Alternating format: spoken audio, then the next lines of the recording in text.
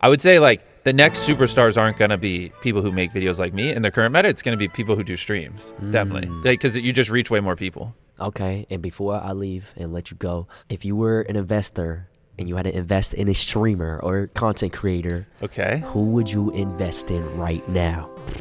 That's hard, man. If I were to like, who I think will keep getting attention, I think that Clav guy, the Looksmaxxer, I think he'll keep getting attention because he really leans into doing ridiculous things that, you know, gets Clavicular. This is Clavicular. Clavicular. Clavicular. Clavicular. It's been clavicular. A guy named Clavicular. Ladies and gentlemen, I can't believe I'm saying it. It's clavicular. What are we talking about? Clavicular? Clavicular? My guest this week is controversial kick streamer and Looksmaxxer Clavicular. Is that your name, Clavo? How do you spell Clavicular. Clavicular. That guy. My name is Clavicular. I'm 20 years old. I believe in Looksmaxxing. The idea of maximizing physical attractiveness by any means necessary in order to ascend. I've just come to the conclusion, based on anecdotes, based on numbers, that looks are the most important metric, and it would be insane to not prioritize them. I started with 300 milligrams of testosterone, and I did that for a while, up until I was 16. We spend around $50,000 to $80,000 a year just on peptides. That's like obviously an absurd figure. I actually do have a new lean maxing strategy that's quite controversial. For 3 days, I spammed a combination of Adderall and Math for appetite suppression. I use crystal Math for hollow cheeks. I literally witnessed Clav snort. Literally. Yeah, I wasn't trying to tweak out, but I'm just like really high on fucking Math right now, so. And I didn't know how to feel. Looksmaxxing, shout it out. Let's go. Shout out Looksmaxxing. Shout out peptides. That's what's up. I makeup maxed, I had my hair done. W frame mug, W frame maxing. Should we TikTok max it? Did you ever think that maybe there's more to life than being really, really, really ridiculously good looking? I should probably TikTok max. I'm gonna try to lock in Zoolander maxing. I am not a fucking jester for your amusement. This is not some fucking TV show where I'm coming on here trying to entertain you motherfuckers. This is the cruel, hard world. So you're gonna lay in your bed to brace your head for CTE and you're gonna bone smash. You smash, like you punch yourself in the face? Yeah. I don't care about anything that doesn't directly correlate with me mogging. That is the ball. That ain't gonna help me Looksmaxx. Full package mogger. I like that. That ain't gonna improve my zygomatic arches, okay? That is the ball. That's not gonna make my mid-face ratio ideal. I'm someone who just wants to mog, essentially. Do you think I give a fuck about politics? Would Charlie Kirk have gotten assassinated if he were Chad? Well, probably not, and here's why. JD Vance is subhuman and Gavin Newsom mogs. JD Vance is subhuman? Dude, I'm here for the bitches, bro. I had to, like, you know what I'm saying? So you like Hitler? No. What do you think about Hitler? Hitler. I'm here to fuck girls. I really don't give a fuck about Jews. I'm sorry. Yeah, I want to hear Heil Hitler right now. Right now. Heil Hitler. That is the ball. Heil Hitler. They don't understand the things I say on Twitter. There's no one who's gonna dictate my language. Do you want me to say it again right now? So that's me checking you. I mean, like, you're gonna say here. No.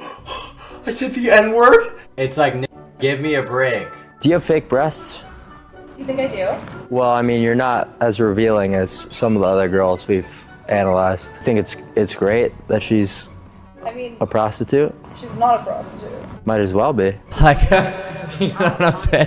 Like, I'm on a ton of steroids. I do a shit ton of drugs. I know you think we do live streaming, but I'm high as fuck. I don't give a shit. What are you high off, coach? I'm high on fucking ketamine. My dad said full-blown drug addict, sad. Controversial influencer Clavicular has been rushed to a hospital in Miami after having a suspected overdose. The kick community wants to see more fucked up shit. I mean, you're just being performative at the same time. You think I want to talk about your fucking hobbies? Bitch, I want to get in your fucking pants, goddammit. I want to fuck you. Because you ran over someone with your car. Oh my god! Is he dead? That is the ball. Hopefully. So I'm gonna push it as far as possible. On trend, every single drug in the book, you name it. I am not a fucking jester for your amusement. The consequences of not looking good will always surpass the side effects. Dad, I'm making money. What the fuck do you want me to do? Why the fuck else would I stream? Of course, all I care about is money. Like, what are you talking about? Why the fuck else would I be streaming? I'm a Looksmaxxer, I'm autistic, and I put my penis inside of a pump to make it bigger. Hey everyone, welcome back to the channel. I am the Zatzman, and lately, I've been having deja vu. There's another weird internet guy who goes by the online handle Clavicular, and everything I've learned about him has been against my will. His real name is Braden, and he believes that the most important thing in life is to become as good looking as possible. Looksmaxxing is what the young people call it, and if you think that sounds ridiculous, well, buckle up. Braden is an interesting case study. There's an idea of a clavicular, some kind of abstraction, but there is no real clav, only an entity, something illusory. Anyone watching him with a working brain can clearly see that he's got a few screws loose. Someone advocating using blunt force trauma as a way to get a defined jawline is not of sound mind. And yet, this is what's so perplexing about him. Who he is as a person is less interesting than what he represents in this cultural moment. His online shenanigans, collaborations, and podcast appearances have capitulated Clavicular into viral e-celeb Mario Party superstar status in recent months. And because weird internet guys are the lifeblood of the online attention economy, nobody can stop talking about this guy. Myself included. I swear to God, the internet just invents controversial people to get mad at. My tinfoil hat brain believes that Clavicular is a kick psyop funded by Peter Thiel. How do I know this? I don't. And I'm basing this allegation on absolutely nothing.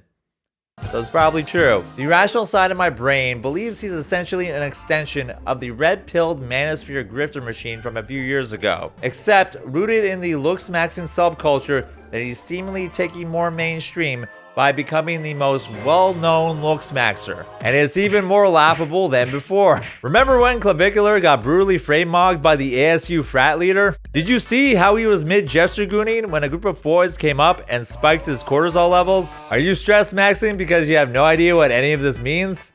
Congratulations.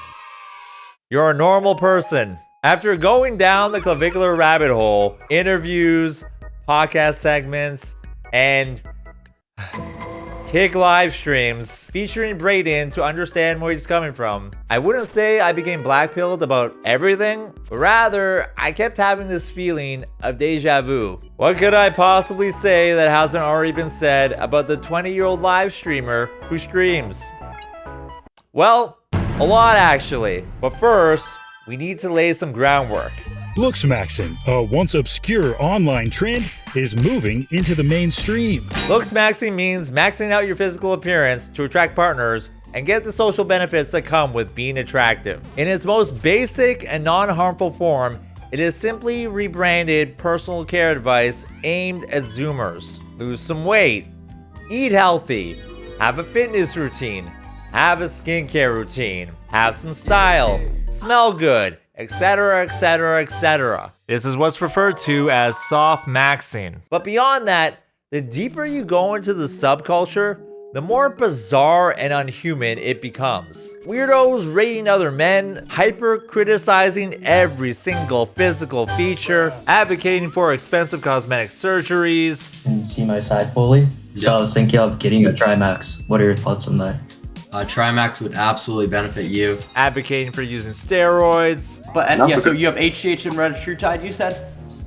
I do. I'll be ordering testosterone and anthe in about a few weeks, just in time, just so it doesn't go. Okay, phenomenal. And calling people who fail to meet a certain looks threshold subhuman, using a rating system that claims to be objective, yet somehow is heavily reliant on Eurocentric beauty standards that promotes a hegemonic masculine gaze on male bodies. But who needs academic jargon when you got concepts like high-tier normie, Chad Light, True Cell? I'm brain maxing to all this mogged lingo and becoming dysphoria-pilled. Everything is about numbers, right? And measurements. So that could be the measurement of your eyes based on, the width of your zygos. That could be your mid-face ratio, right? So the distance from your eyes to the outer part of your lips, and this is supposed to be 1-to-1. The main thing that's sticking out to me is probably the chin projection and the slope of the gonal angle. So the jaw is definitely going to be a weak point here. See, firstly of all, your mouth to nose ratio is definitely unideal. Your eyebrows are also very sparse. You would definitely need to shave as well. Face was a 6.25, height was a 4.5, and the body was around a 4.75. That brings you up to around a HDN, or height to your normie. Dude, what is this hair? What is this body fat percentage? He looks like a pig. Where are your under eyes? He needs double jaw surgery. He needs to clear the skin. He looks like he's dying. What the fuck, bro? What is that? What is that smile? Wait.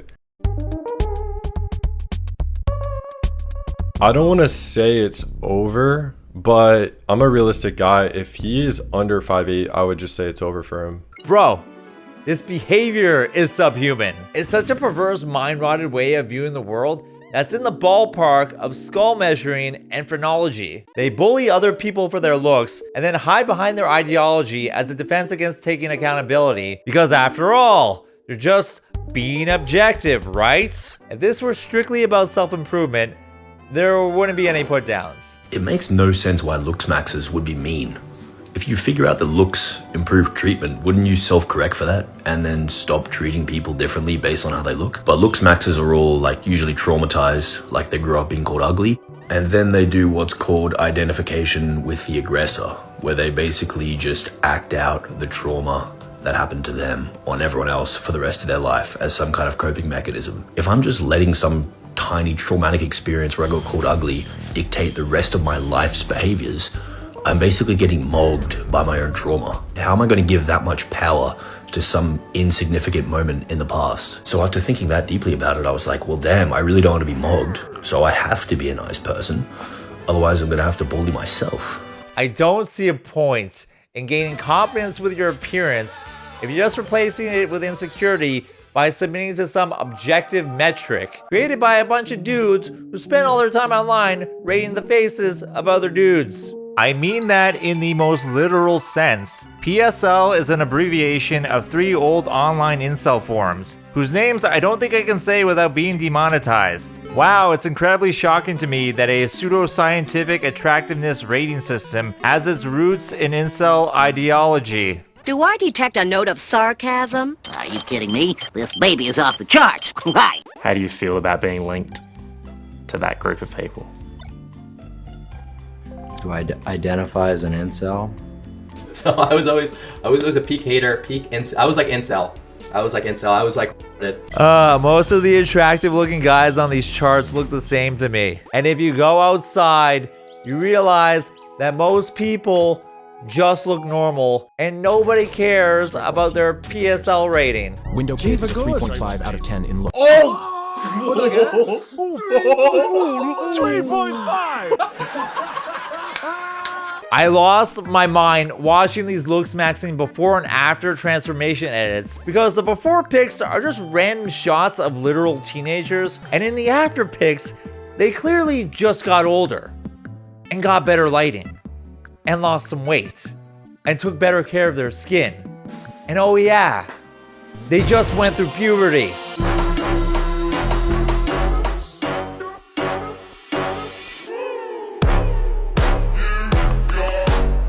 No, Zats, it was obviously all the mewing and bone smashing that ascended their looks into omega tier normie status, and not the natural changes your face makes as you age. And the result of all this Looksmaxxing is that all these dudes end up looking the exact same with their fucking symmetrical Dorito faces. It's so boring. You have to mute. Smash your bones. My hot take, I don't think it's a good look. The Giga Chad face looks stupid to me. Uncanny Valley vibes. Now, if your face naturally looks super angular like that, fine. But if this is the look you're going out of your way to obtain, all it does is signal that you're someone who cares more about your appearance than the regular person. It signals, I do a bunch of weird face shit, and I'm likely selling peptides on the internet. Ironically, low status behavior. When you strip away all the incel nonsense, there are kernels of truth here. The most basic advice benefits most people. Many guys think they look uglier than they actually are, when in reality, they just need better lighting, better angles, and a better haircut. Yes, looks matter. If you are very physically unattractive, yes, it can work against you. However, life isn't a min-maxing game. It's complicated, nuanced, and all this min-max logic reaches a point of diminishing returns, with people acting as if life is akin to a YouTube thumbnail, when really, the whole content package is necessary. It's a metaphor. But none of this registers if you've been fed the belief that looks are the most important thing that determines the trajectory of your life. You will do whatever it takes to ascend and become as Chad as possible. A cap. And that's no cap. This is how you end up on testosterone at 14, planning expensive cosmetic surgeries, and smashing your face with a hammer. So to go back one, just to clarify, you take a blunt instrument to your face and repeatedly hit it. What does that achieve? I'll typically use my fist. What the fuck? Stop. Hammer time. Enter Clavicular. He's been doing all that. He's been blasting gear and injecting himself with all sorts of chemicals since around bar mitzvah age. So while I became a man by reading from the Torah, Braden became a man by physically aging himself into his mid to late 20s. Clav, how old do I look? I would say maybe 23? 24, I'm 24. 24, okay. How old do you think I am? 27? I'm 19, but... Maybe I'm wrong, but making yourself look older than you actually are is not really about maximizing your looks. Braden is essentially a male-to-male trans man who just went through puberty faster. He got the remote from Click, but instead of pressing a button, he jabbed himself with so much artificial testosterone that his body has essentially forgotten how to produce it naturally. We'll say that what I do is the opposite of like transgenders. So it's like they're like male to female and I'd be doing like male to male. Well, that's called drag king. So oh so no, drag. no, now they're gonna spam that. We're all born naked, the rest is drag. That's right, baby. All this gender affirming care to essentially look like a basic white boy. He has no style, he has no grace. This Kong bone smashed his face. Huh! DK. Donkey Kong. All the videos where I include Donkey Kong do well. Braden's mentality is simple. Get to his goals as quickly as possible by whatever means necessary because it'll benefit his life. Somehow. I have always had the mentality that if something is going to get you to your goals quicker, then why not go for it, right? I do not care about side effects. I don't care about any implications of, oh, this guy's using drugs. Like, none of that shit really fazed me. So I just wanted to, you know, get to my goals as efficiently as possible. Every action is dedicated to what benefits him directly, and he's obsessed with doing everything optimally, all in service of one goal, to mog. So I'm someone who just wants to mog, essentially. I don't really care about, you know, getting girls. That's kind of lost its novelty. I just want to mog people. I want to have a better halo effect and just better overall quality of life through my looks. A mogger is someone who's just like, I would say, you know, the peak human, and that's kind of what I'm going for. I don't want to only mog in looks. I also want to mog in wealth. I also want to mog in status, just becoming as well-rounded, like a full package mogger as I can. Full package mogger. I like that. All he wants to do is mog. This is hyper-individualism and accelerationism at the cost of his humanity. Literally. Using anabolic steroids before your body is fully developed can cause irreversible hormonal damage, cardiovascular strain, liver damage, and fertility problems with long-term metabolic consequences. As someone who has been lifting naturally my entire life, almost as long as Braden has been alive, it's disheartening to see someone advocate for the use of PEDs to achieve a body that you can build naturally without destroying yourself in the process. Is it any surprise that he hates going to the gym? I personally hate going to the gym now. I find it, kind of shitty to start the day. I think of it as a chore at this point because I'm just like so done with it, because I know I could progress at a lot higher levels if I start taking like an oral steroid, for example, for 3 months. And then the 3 months is done and I know I'm progressing, at a limited rate. So it just like kind of ruins the whole novelty. He's admitted that he's not longevity maxing and claims that his health is still solid. Given that his diet primarily consists of fast food and Uber Eats, while also having a disdain for exercising, I somehow doubt that. However, he's taking so many drugs that he takes other drugs to deal with the side effects of all the other drugs. So right now I'm on a very low dose of test. I'm on around like 220 milligrams. I'm on 25 milligrams of Accutane. I'm on 12 milligrams of retatrutide. I'm on 10 milligrams of nebivolol. I've used also the peptide IGF-1 LR3. I've used Anavar. I usually take melanotan too. I'm also on 2.5 milligrams of minoxidil. I'll do a lot of L-glutathione. The next thing we're going to use is a GABA B agonist, which is baclofen. The next stimulant that I use is going to be Adderall, 7.5 milligrams of Adderall IR. Sometimes I'll replace that with Disoxin. There was a time not too long ago where I almost had, a full-on heart attack and, a lot of health complications from prolonged stimulant usage. Mexidol kind of made sure, or Meldonium rather, made sure that I actually survived that night. Meldonium and Mexidol are the ultimate protective agents that you could use if you're doing degenerate shit like me. Does he have health problems? If you are infertile at 19, I'd say so. So right now, I am infertile, but I'm not able to have a kid right now. Wait, why are you infertile right now? So it's just like a negative feedback loop when you're not needing to produce testosterone anymore because your body realizes, okay, we're getting it from an exogenous So you're not producing source. any testosterone naturally? No. None? No.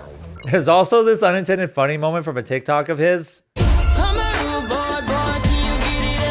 The music that plays in the background is Rihanna's Rude Boy, which goes, "Come here, rude boy, boy, can you get it up?" And that's the thing. He can't because of all the drugs. But I need Cialis. You have Cialis. I need Cialis badly.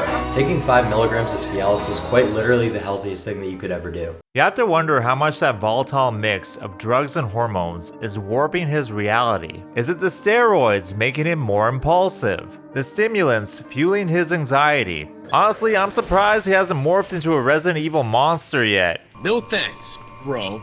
He comes across as well-spoken and surprisingly knowledgeable about pharmacology. I use crystal so methamphetamine as a stimulant and to lean max, right? Because Adderall is 75% dextroamphetamine and 25% levoamphetamine. And when you say crystal meth, it sounds outrageous because a lot of people don't know that meth has different isomers, right? The street meth, the L-methamphetamine, is what people are smoking, what people are tweaking out on, right? I'm using like very, very low therapeutic dosages of D-methamphetamine, which is actually something that's prescribed by doctors. But this logical appearance runs counter to the sheer stupidity of some of his beliefs and practices.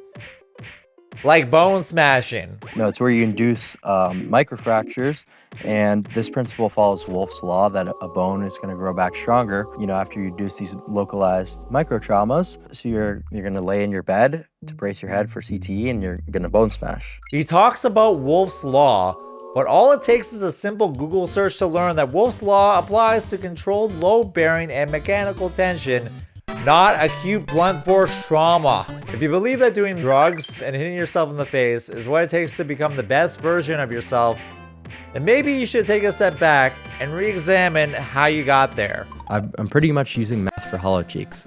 Yeah. So that's kind of where we're at in terms of looksmaxxing. I just like to say stuff like that for the shock factor because it's just like an initial hook. But then I could really explain it to you and you realize, hey, that's actually not so crazy. Soon after. Why'd you stop taking meth? It's neurotoxic. My vibes-based take is that his pharmacology knowledge has some pretty significant gaps. There's a reason why healthcare professionals study this stuff for years in medical school. But why bother effort maxing when you can do your own research with your high school level education. The sum of the square roots of any two sides of an isosceles triangle is equal to the square root of the remaining side. That's a right triangle, you idiot! Don't! At the source of Braden's beliefs, he keeps coming back to two main things: female hypergamy and the halo effect. How much would you say looks matters compared to something like personality? It matters so much more because your personality is correlated with your looks via the halo effect. The halo effect is that people are going to perceive the things that you say and the things that you do a lot better if you're good looking. You know, people are going to judge you immediately based on your looks. Everything is going to be perceived a lot better when you're more attractive as a male, whether it be job interviews, whether it be women, it really doesn't matter. Just extremely high ROI to Looksmaxx. People are going to perceive your personality, your interests, your hobbies vastly different if you're good looking versus not. Like if you're someone who, you know, is on their computer all day, they're going to be like, oh wow, he's so shy, he's so nerdy, this is so cute. Whereas if you're unattractive, you know, you're a computer gamer, you're, you know, sitting in your room all day, oh, that guy's a fucking weirdo, that guy's a fucking creep. The way different actions that you do are perceived will be vastly changed by your looks level. Have you guys heard about like the male loneliness epidemic? Not a lot of guys are having sex, not a lot of guys have romantic relationships because of something called hypergamy, right? A lot of women are going a lot beyond their means. Extraordinary times call for extraordinary measures, right? And the extraordinary times are just how hypergamous women are nowadays. At the end of the day, women are always looking for like, you know, the next best thing. They're extremely hypergamous in nature and trying to get with people who are a lot more attractive than them. They're dating way above their looks level, way above their means. It's just in egregiously higher percentiles. Men who are making a lot more income. Everyone's extremely sexually promiscuous, having tons of different sexual partners. And the men who are not at the top percentiles are left with nothing, right? You know, so essentially it's just not a fair playing field. But this is the top, right? And then everyone who's not close, they're like, what the f? Yeah. You know what I mean? So that's kind of the world that we're living in now. And this is where the deja vu kicks in. We've already covered this area years ago with videos about the manosphere and dating. These people promote easy to swallow narratives, not for their accuracy, but because it riles people up and makes them money. My aim here is not to relitigate and debunk every claim, but suffice to say, all the doom and gloom about modern dating tends to be overblown because negativity.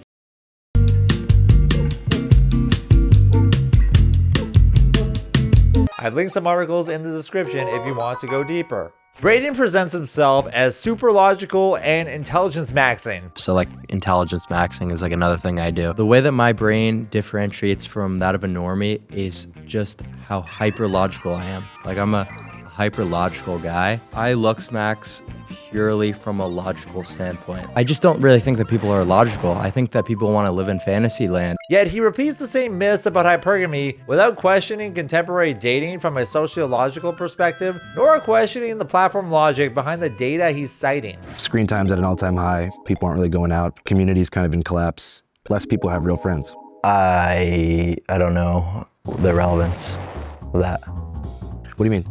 What's the relevance of that? Much of our contemporary dating woes stem from hyper-individualization, worse work-life balance, lack of community, lack of shared spaces, and social media distortions, which in turn wreak havoc on our social skills. You know, the skills we use to date. Yeah, but I mean, like, what's the value there? I mean, in engaging with people in real life?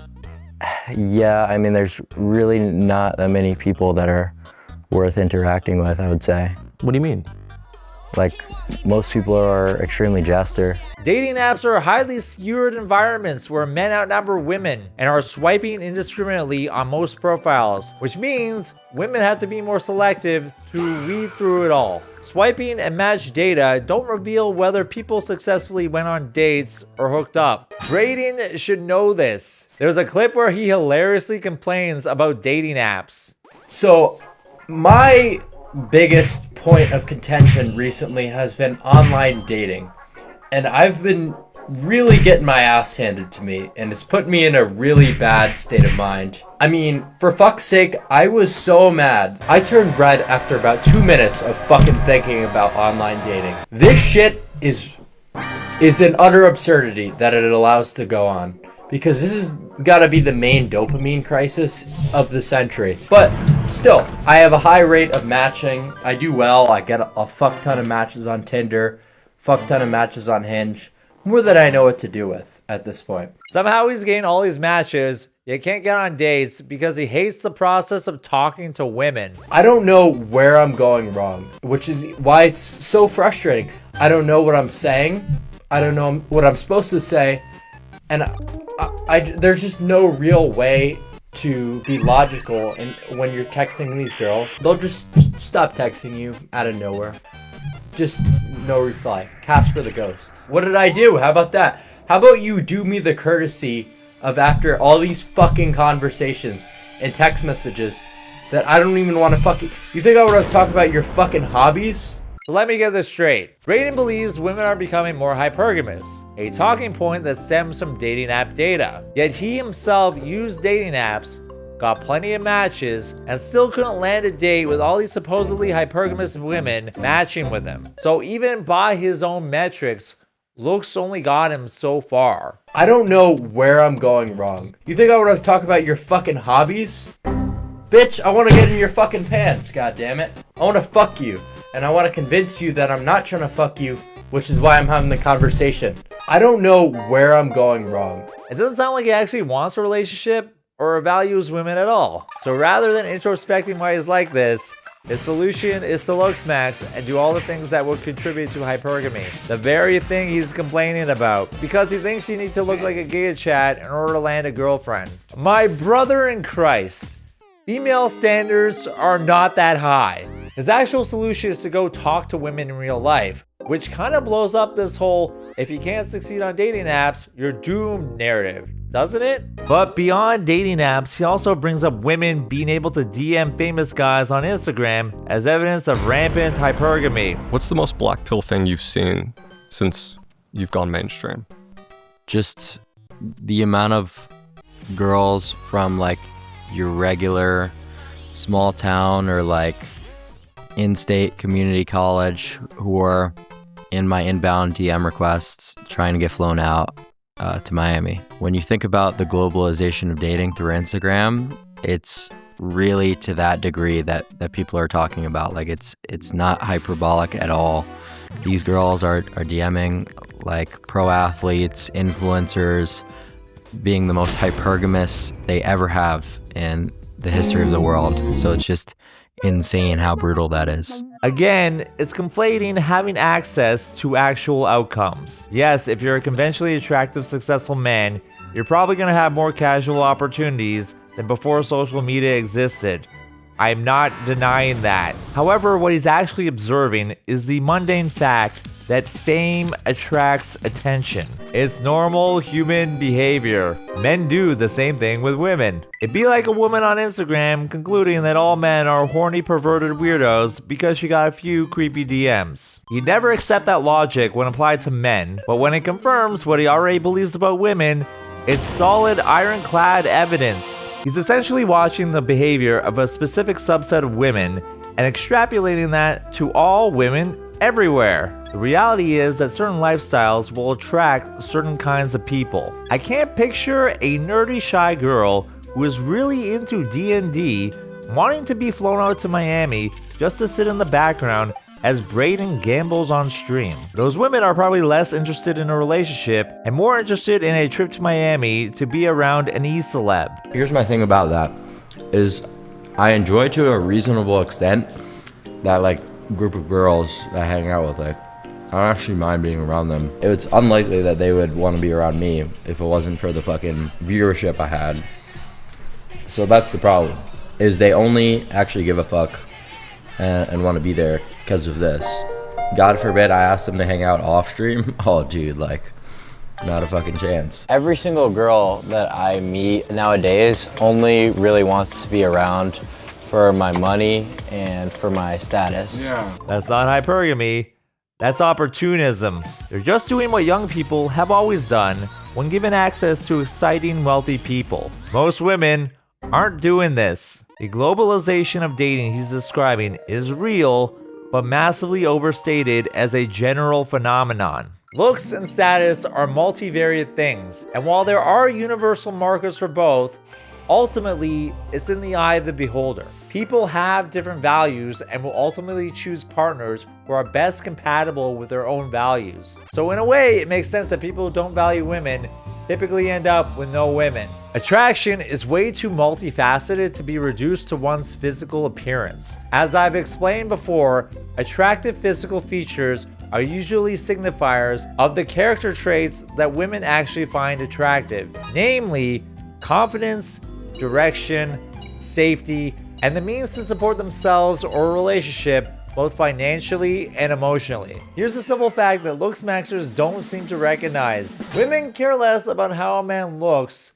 and more about how a man makes them feel. They will date some goofy looking men just because that dude makes them laugh. You and I are both in a group chat dedicated to how hot this man is.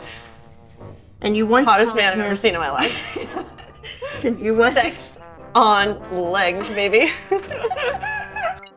If your looks get you in the door, how will you keep people around if your personality sucks? The halo effect can only take you so far. This also applies to your professional life. Yes, in occupations where physical beauty is a key component of the job, looks matter more. But it's not the be-all, end-all. A 2017 study in the Journal of Business and Psychology analyzed a nationally representative sample of 20,000 young Americans to understand why a beauty premium in earnings exists. What they found was once they controlled for variables like intelligence, health, and the big 5 personality traits, the beauty premium disappeared completely. More strikingly, very unattractive respondents consistently earn more than unattractive ones, and sometimes more than average or attractive respondents. What this means is that there is no distinct financial premium for beauty alone. More attractive workers earn more, not simply because they are attractive, but because attractiveness happens to correlate with traits that the market actually rewards: higher intelligence,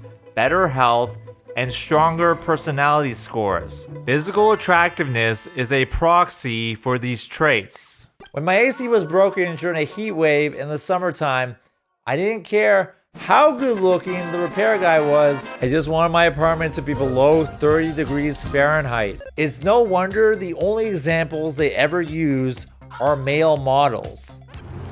But why male models? You serious? I just told you that a moment ago. Right. Do you have any other skills? Can you do the job? Are you an interesting person? Are you not an insufferable douchebag? The halo effect collapses the moment you don't live up to those haloed expectations. It seems that people like Braden, and by extension all the red-pilled manosphere guys, use hypergamy as this oversimplified catch-all term to describe female behavior as, that's just the way women are. Or, they're biologically hardwired to be hypergamous and have super high standards because of evolution.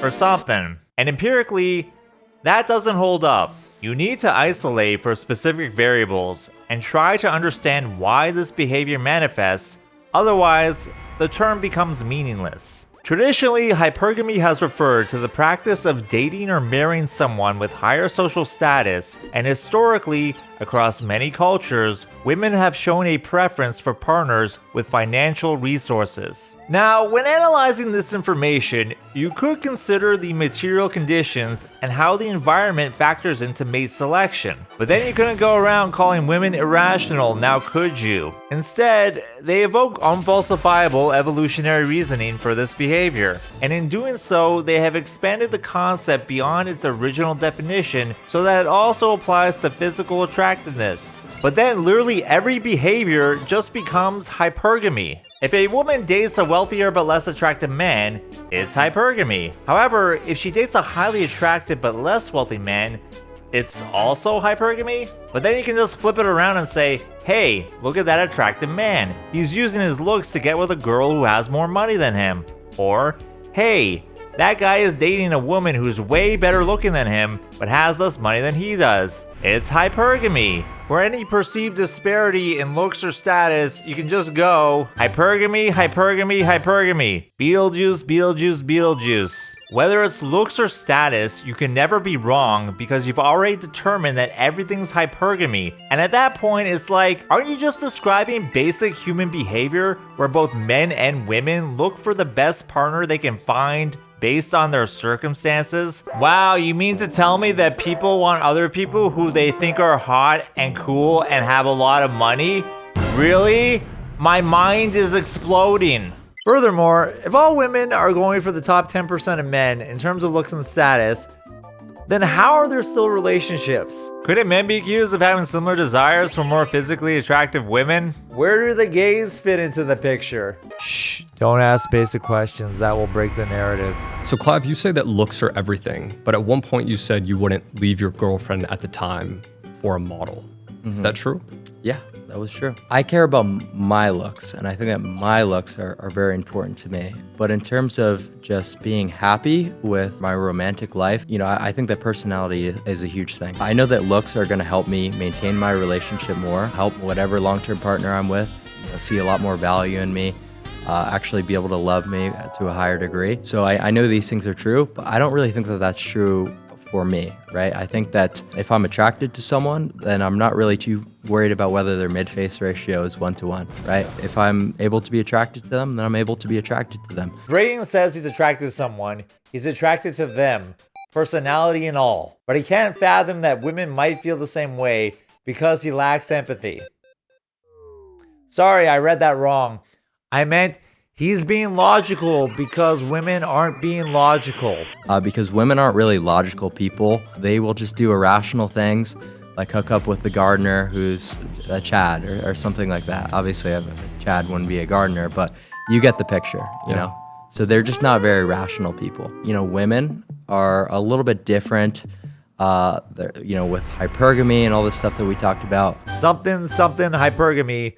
Something modern women. Knowing that both men and women will date, partner, and hook up with partners of varying looks and status, this whole notion of hypergamy falls flat on its face. Yeah, I think that's mostly cope. You can say that's a bunch of cope or whatever, but you know what's really cope? Repeating debunked talking points, using cherry-picked statistics, and dismissing data that contradicts the narrative you set up because you're so entrenched in your worldview or silly culture war nonsense. Female hypergamy, as Looksmaxxers conceive it, women ruthlessly filtering for the top tier of men based on looks and status, is a meme. Numerous studies have shown that people typically tend to date and marry within their own social and educational spheres. And the most recent trend is women increasingly marrying less educated men. Most people aren't looking for the highest tiered human. They're looking for someone who is good enough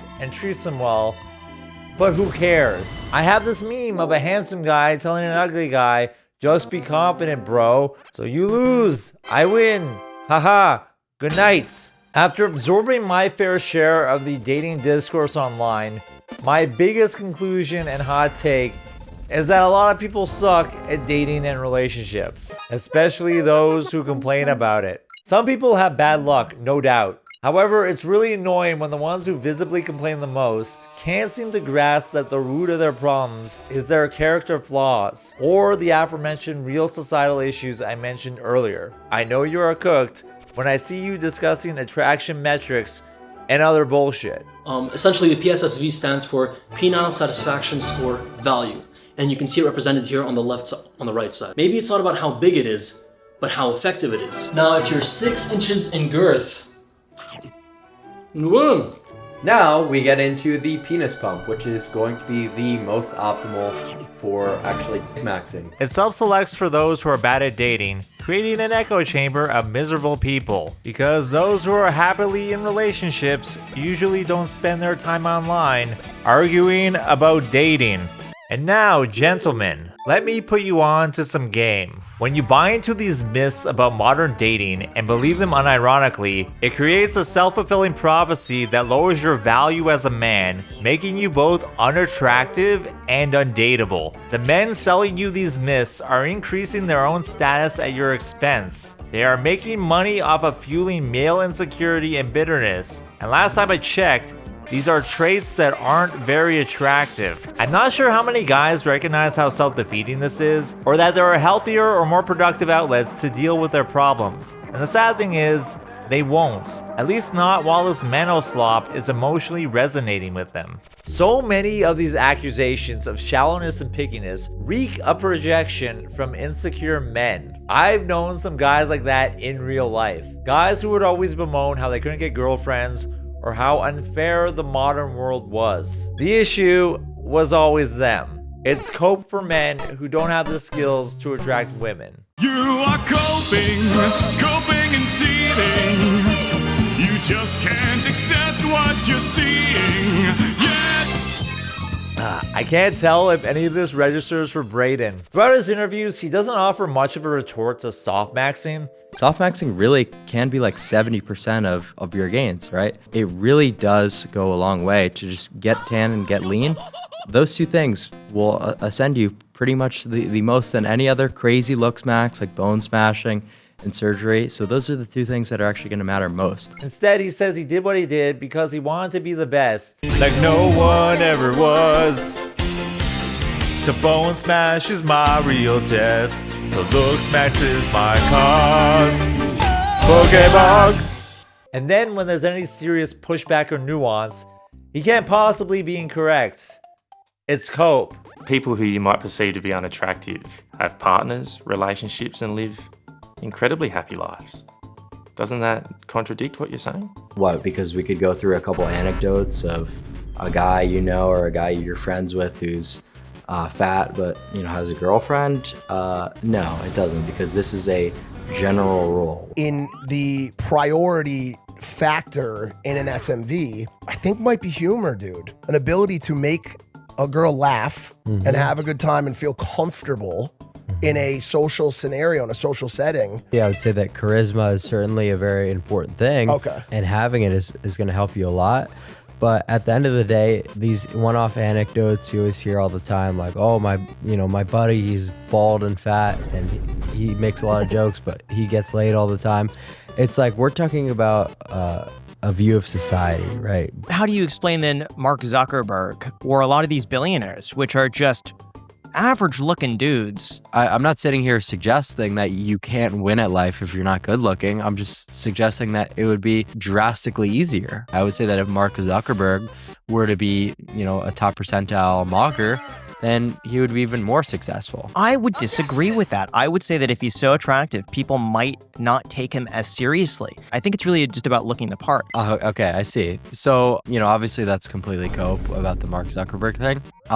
But even if it wasn't, that's just one, anecdote, right? But we're talking about across the society and general principles. People are going to receive you better and you're going to be more successful if you're good looking. It's impossible to falsify. Mark Zuckerberg would have been more successful if he had been better looking. But if he had been better looking earlier in life, he might have been a completely different person. If he were some 6'2" athletic Giga Chad, he might have invented Facebook, only for the idea to be stolen by some 5'0" sub-5 dweeb. Besides, how do you become even more successful than being a billionaire running one of the largest social media platforms on Earth? Mark literally won capitalism.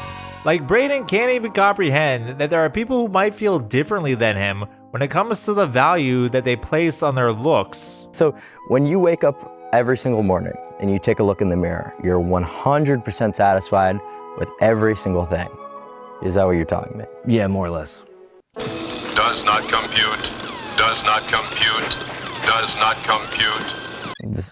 I guess that's just, if you want to be completely disingenuous, that's fine with me. I guess there's just no point to continue. For all this talk about how logical he is, Braden is essentially a religious fundamentalist, preaching the gospel of Looksmaxxing to all his young and impressionable disciples. He can never be wrong or disproven, and his cope for all his insecurities is that he's being logical.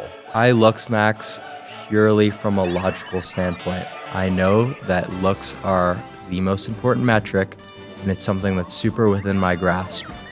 See now, I would disagree and make the argument, Clav, that character, personality, maturity, intelligence are far more important than appearance. Do you think I'm wrong?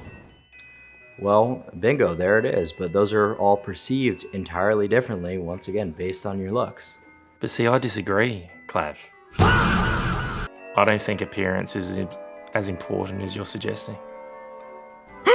Something said, not good. The message is like, okay, so Looksmaxxing and looks are important, right? So you Looksmaxx, you do whatever, and because I genuinely have zero game whatsoever. I love those tattoos. I like your tattoos. What's your name? So I'm literally a top 0.0000001% SMB, and I literally can't get an MTV to give me the time of day. Like, it's fucking over, bro. It's literally fucking over. Zero game whatsoever, and I can still get with girls, so it proves the purpose of it. Because like all these people say all the time, oh, Clav doesn't know how to talk to girls, Clav has no game. You don't need to. It's like, bro.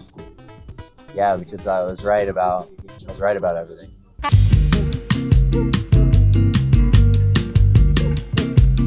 It doesn't matter what you say to this guy. It doesn't matter what real-life counterexamples you bring, because his dialogue tree will always loop back to his foundational principle that looks are the most important thing. Say the line, Bart!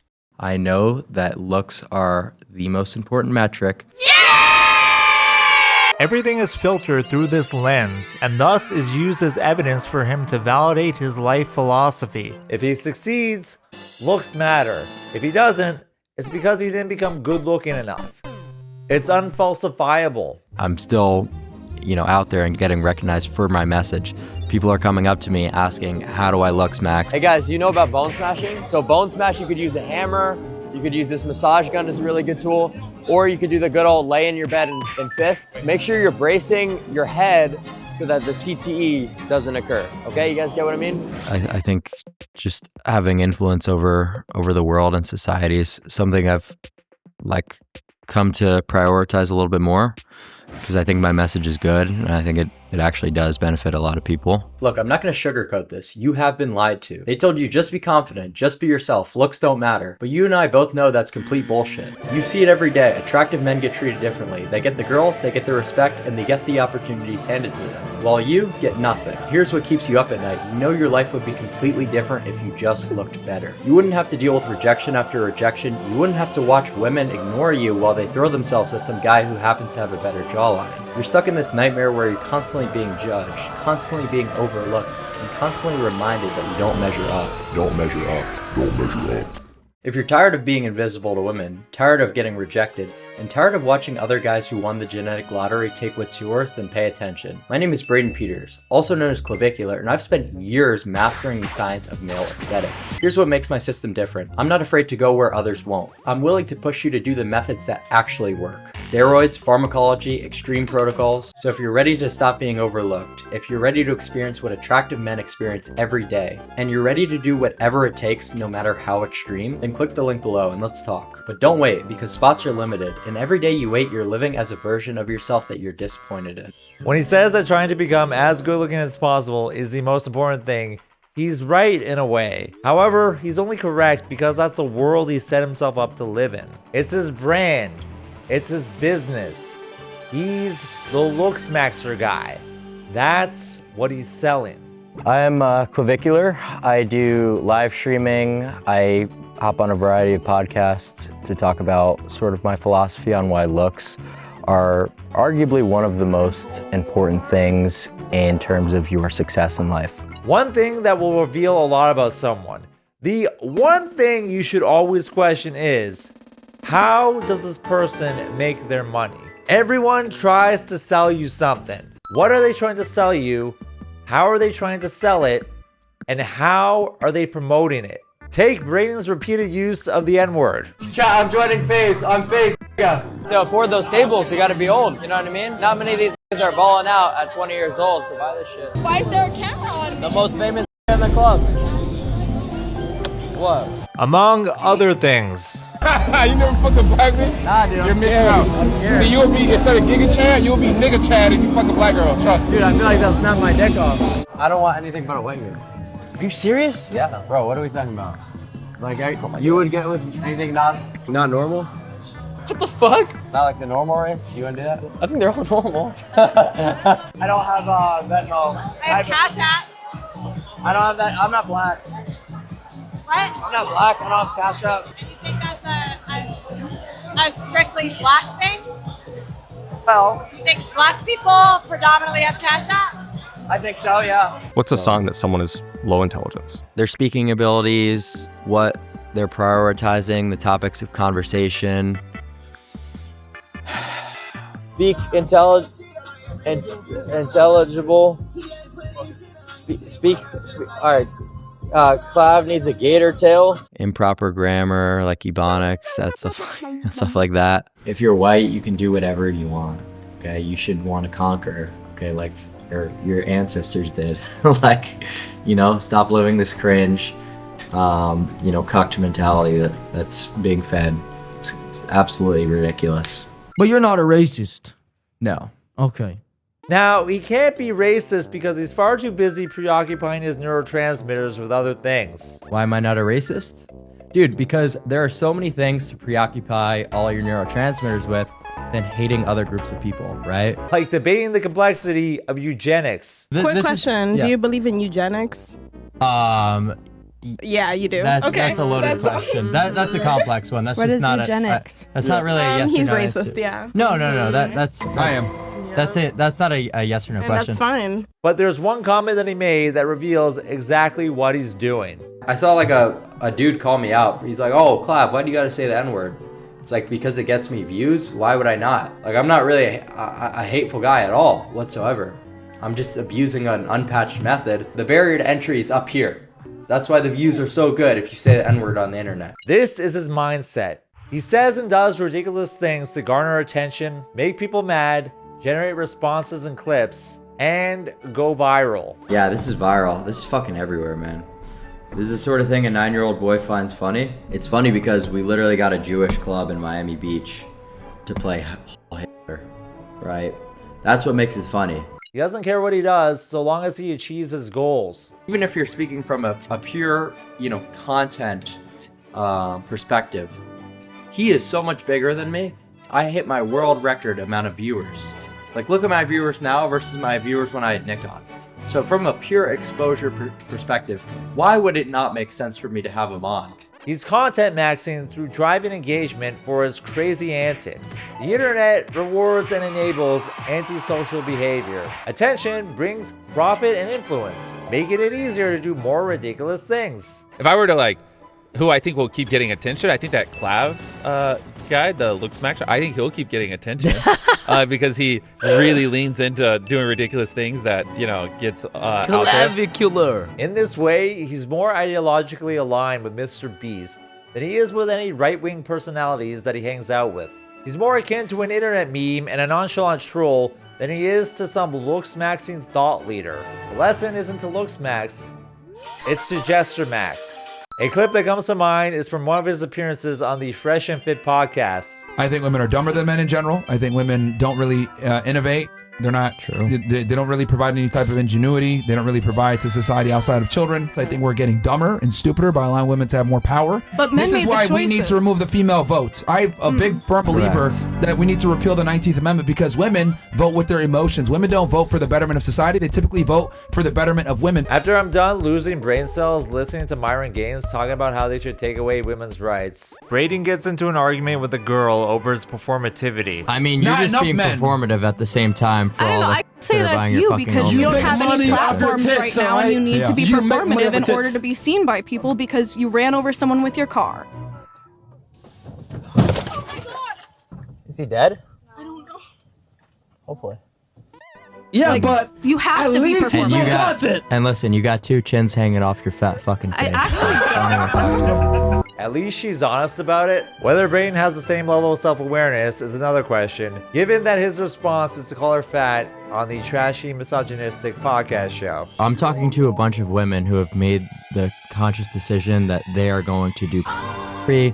They're going to live in a degenerate... I think I'm the only one. I've never done free in my life. Okay. I've never. Well, look at the way I've you're actually dressed. never played with myself. Is I've this never a dress done of a woman who respects herself? It's a dress of a woman that's confident. Well, I'm confident that you're a hoe. I'm not saying. I'm actually really not a hoe. I almost always say to girls who are doing OnlyFans, like, it really is hard to blame you to take advantage of just the weak generation of men that's been put forward. It's just an opportunity to make ridiculous amounts of money. So you're taking advantage of a society that you live in. There should be more societal shame overall for doing OnlyFans and you know, kind of this shit. The irony is that they're shaming women in society for normalizing deviant behavior through OnlyFans. Meanwhile, Mr. Bone Smash over here runs a similar exploitative dynamic by live streaming through his viewer base on Kick. Chad, tell me this.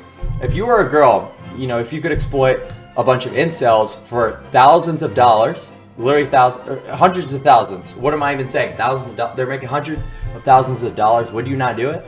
Are you comfortable saying how much money you're making? I hate my community. I hate every single one of you. I hate everyone in the chat. Just being honest, bro. I hate literally every single one of you. Dude, I get the weirdest fan interactions. My fans are so weird. You think we can take a screen photo? Yeah, let's do it, man. I bet. All right, on the count of three. Hitler. 3, 2, 1. Hell. Oh my Okay, god. love you, Cloud. What do you have? Bro.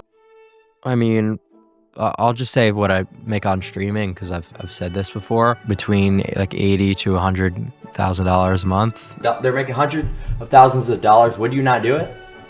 Would you not? So exactly, you would. Right. You see, the deviant behavior he engages in to suck up your time, attention, and money is okay. Because he's a man. And it's different. No, it's still a bad thing. It's just, you know, it's different. It's much different. There's just different roles to gender. There's almost nothing I could do that would be really over the line, because that's the job throughout history of a man, right? Is to do whatever it takes to put bread on the table, and that's my career as a social media influencer. He injected a needle into my dick, I swear to God. I swear on my life. Because it's not the job of a woman. That's only a very recent adaptation. Bro, out of all the ignorant shit I've done in my life, letting a random 25-year-old college girl shoot my dick up with some random shit, I don't even know what it is. He doesn't see the contradiction of belittling women for quote-unquote degenerate behavior while he lives a shallow life of degeneracy. He doesn't see the contradiction when he collaborates with OnlyFans girls in his content, while simultaneously shaming them for how they promote themselves. As far as I can tell, it's not only about OnlyFans. He believes that women shouldn't be influencing anything.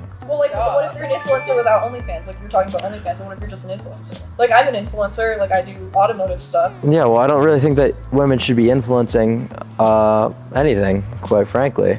Meanwhile, Holy shit, dude, I took so much fucking out of I'm fucking tweaking. I'm fucking tweaking so hard. It's on Kick, it's not Twitch. You know what I'm saying? So it's like, if I want to stick my hand in here and blast her, like, you know, it shouldn't really matter. You see what I'm saying? It's Kick. Like, nobody gives a fuck. Is that the first time you've touched on stream? That time, first time I've what? Touched on stream? No. Oh, let me have a sniff. It's nothing. That doesn't even smell like nothing. I'm joking. Yeah. Oh, am I? It don't kick for like letting you on stream and only get a 3-day ban. Yeah. Okay, but you are a woman, right? So there's a clear difference there between what you're doing and what I'm doing. Do you understand? No. Okay, well, I'm sorry that you don't. You are amoral, are you not? You are feeding off the violence and the despair of the drug trade. You're stealing from those who themselves are stealing the lifeblood from our city. You are a parasite who leeches off just like you, the culture of drugs. Excuse me? What? I got the shotgun. You got the briefcase. It's on the game though, right? Okay, but you you are a woman, right? At the end of the day, none of this matters. The whole thing is kayfabe. The girls he insulted on Fresh and Fit appear on his stream afterwards. Anonymous just tipped $1. $1 No way enough. you brought these over. Proves the halo effect works after you talk shit to them. Yeah, for real, Clap. I'm just a cloud chaser, you know?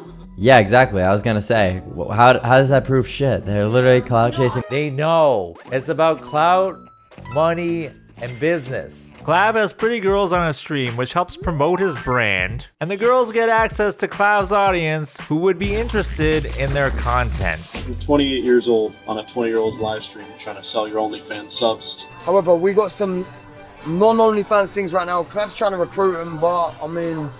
Shut up! Somebody on Clav's team offered me a fucking contract for his OnlyFans agency, and I heard that the split is 80-20. I'd rather literally fucking myself, but that's fine. Well, I saw you your managers texting you, get on the stream more, do this, do that, so. What are you talking about? Are you a stalker? I'm not a stalker, I mean. I'm literally Simon Clav, you fucking Wait, who took 30K? Charge OnlyFans girls to come on stream. You charge them? I have. Not No always. way. You had girls pay $30,000 to go on your stream. That's the most I've got. That's insane, bro.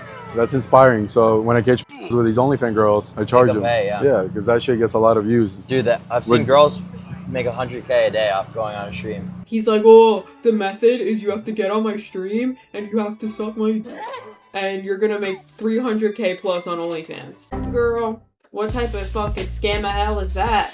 Jack Neal, whose podcast produced a bunch of Clav's viral moments, has a vested financial interest in Braden's rise. If you guys want the absolute best information on looking better and access to a community of people who want to improve their look, just go to jackneal.com/clav, or you can scan the QR code on screen. And Jack not only promotes Braden's courses, but also incentivizes fans to clip their podcasts. And I've realized that clipping is probably the fastest way to make your first 10K online a month. It's pretty easy to understand. You just clip this podcast, post it to your social media, and you get paid $1 for every 1,000 views you get on the video.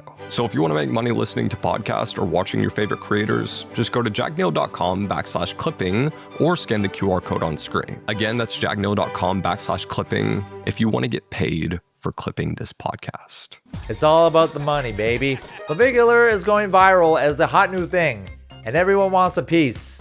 Andrew Tate. You're not only just gonna mog people, you're gonna mog them financially via your brand called Mog. That is the mog. That is the pyramid of mogging. Aiden Ross. Dude, that literally looks like you taped on hair. I swear to God. Nah, this isn't even Clav's apartment. This is a rental I was in. The one that Clav's staying in, I own the one he's currently renting for me. Other kick streamers. I don't want to fucking die getting double jaw surgery. Like my jaw's fucked up. Like it's worth the risk in my opinion. It's worth the risk. Great. So me dying to look better, that's worth the risk? Absolutely. The viral clippers. I think Kick has helped push me a lot with their clipping budget. So, over 6 figures a month with the Kick clipping program, where there's like a, $20 or $30 CPM, and that kind of incentivizes people. Per 1,000 views? Something like that, yeah. Jesus. How many people are clipping for you right now? I believe it's about 1,000. 1,000? Everyone. Yeah, but I mean, like this next election cycle, who's going to win? It's going to be Gavin Newsom against J.D. Vance because J.D. Vance is subhuman and Gavin Newsom mugs. J.D. Vance is subhuman? Even the right-wing influencers will forgo Braden making fun of their boy J.D. Vance and politics in general if it means they can latch onto his influence and the parts of his ideology that appeal to right-wing sensibilities. That way, they can utilize his clout for views and potentially funnel in some new audience members. And how about you mind your own business? But the problem is, you see what you just did there is you spiked your cortisol thinking about transgenders. Think about all the time that you've spent throughout your entire life talking about transgenders. What if you were to dedicate all that time to bone smashing? What? What the fuck? If I had a hammer in the morning. The Clavicular social media persona is an extension of the previous Manosphere grift, like an Andrew Tate, just with a new coat of paint and slightly better optics, crossed with the young frat boy live streaming energy of an Aiden Ross, with a dash of reality TV. The result is a character that is inadvertently hilarious. I got a question. Why do you love Burger King so much? I'm very loyal to things, and Burger King doesn't let me down. You drop me anywhere in the country, when you look up fast food near me, Yeah. without fail, it'll be the closest thing. I would trade you in a second for a Whopper. Yeah, Whopper. It'll be the most, easily accessible option. If it came down to a choice between me f***ing you and a double Whopper, no cheese, best believe I'm fucking having the best dinner of my life. With that in mind, I know I'm like, this is never gonna let me down. You know what I mean? Never. I need to find a girl like Burger King, Maybe that could be, I don't know. That's never gonna let you down? Yeah.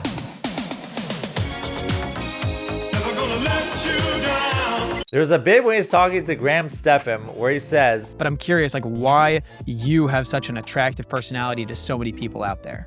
I would say because of my authenticity with everything that I do, even if it's something that might make me look or be perceived a little worse. I just really don't care about being a PR trained influencer. and yeah, that tracks. In an online ecosystem where things are becoming more and more artificially produced, him being nonchalant and honest about what he wants, while also being kind of a dork, makes him seem more relatable. Braden can crack a quip or two here and there. Amita, nice to meet you, Amita. I'm gonna add you to the group chat, okay? You said Anita?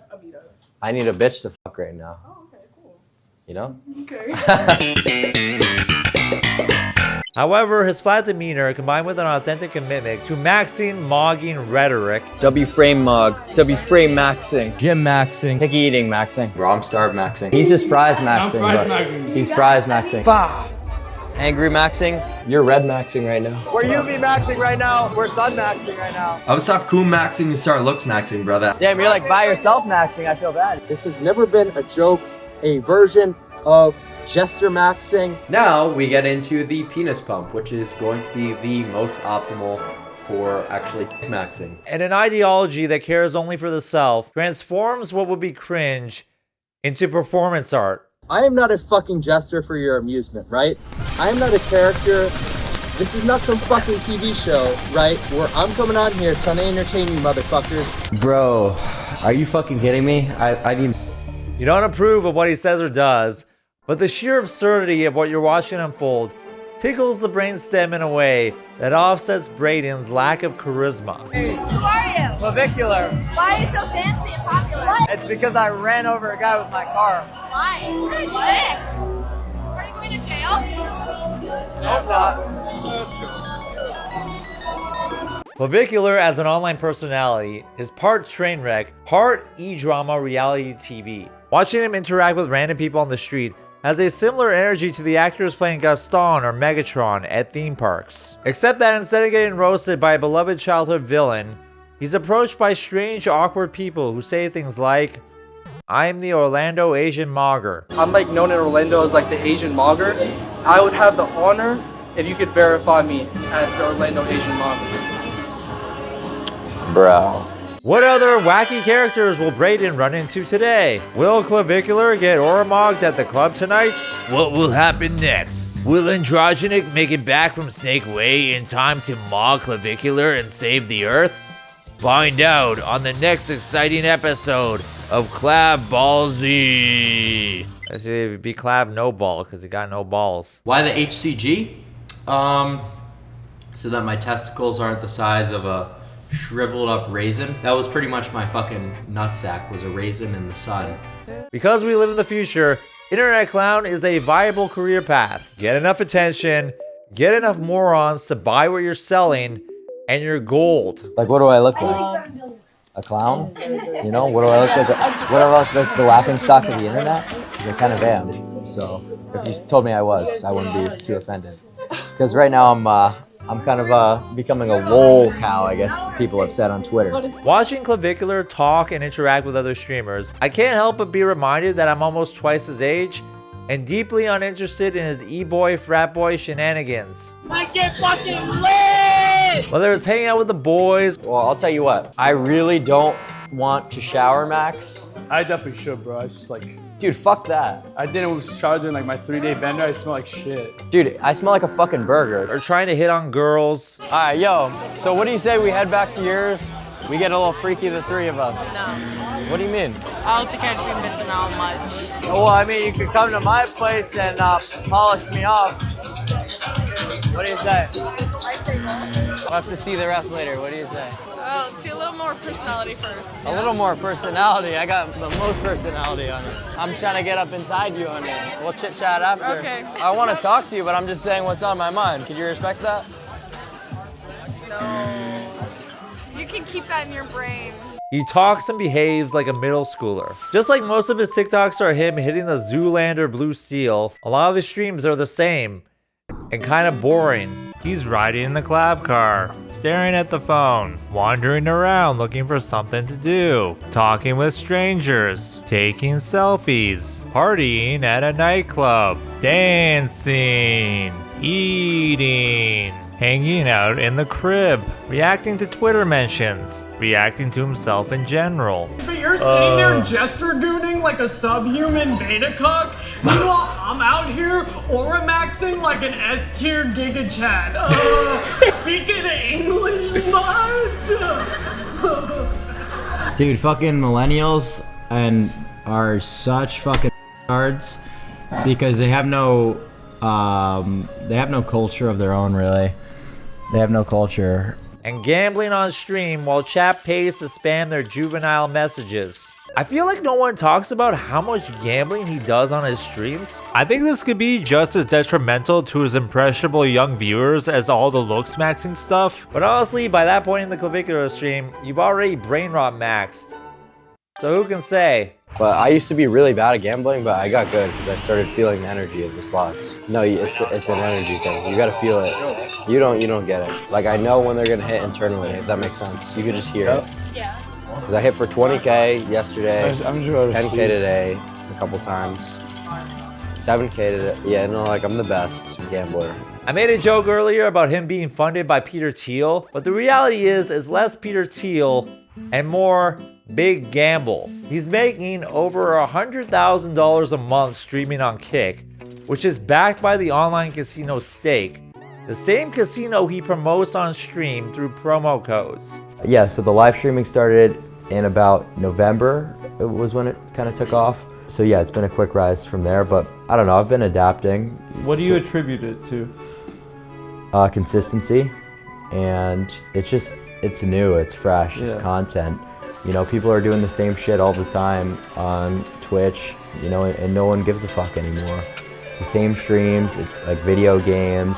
It's just boring, right? Remember how I said everything I've learned about this guy has been against my will? I'm not the only one who feels that way, and well, there's a reason for that.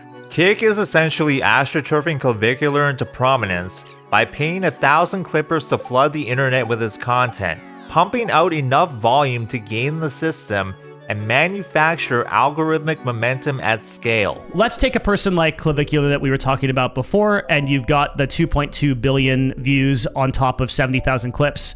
Like, how expensive is this campaign to run? The math on it is it would cost $666,371 a month, even at $1 CPM, just to run Clav's campaign alone. Not even considering all of these other people. Literally hundreds of thousands, if not millions of dollars are being spent every month to do this. They are uploading so many clips and the volume is so much that it's just telling the algorithm, hey, you should talk about this person nonstop. He's blowing up. This is the most important thing in the world. What is so crazy about this, and this is the nuttiest thing about this video, like, it's just not an exaggeration that content creation isn't about being interesting or engaging anymore. You have 70,000 clips, you go anywhere you want. It's just not gonna make a difference what your content is. And that kind of fundamentally undermines like the whole purpose of like what content creation kind of is. Now, calling him an industry plant would be too reductionist. However, it does raise the question of how much his current status reflects genuine interest in his persona versus manufactured visibility. He says people are drawn to his authenticity, but authenticity is a strange word for someone whose rise has been underwritten by a gambling company to the tune of potentially millions of dollars. Beneath the spectacle, there's a grim reality of who is actually watching. The entire streamer ecosystem runs on giving up large amounts of your time and attention to online personalities, and there's an inherent low-value nature to that. But like, what do you think of people who watch Clavicular live streams? I think if you're watching my live streams recreationally, you're the biggest fucking loser of all time. So like after a long day of work, you just want to relax and watch your live stream. You're just like a huge fucking loser. Yeah. Just like after you had a long day of work, you just worked really hard and you just, you know, half an hour. Clavicular. Yep. Well, it's just over? Yeah, you're cooked. It's hard to find a productive, well-adjusted adult who spends their time all day on Kick watching Braden's shenanigans. I am not the target demographic, but I can see how this content would appeal to immature teenagers or young men. Be honest, you don't like streaming? Of course not. I hate every single second of it.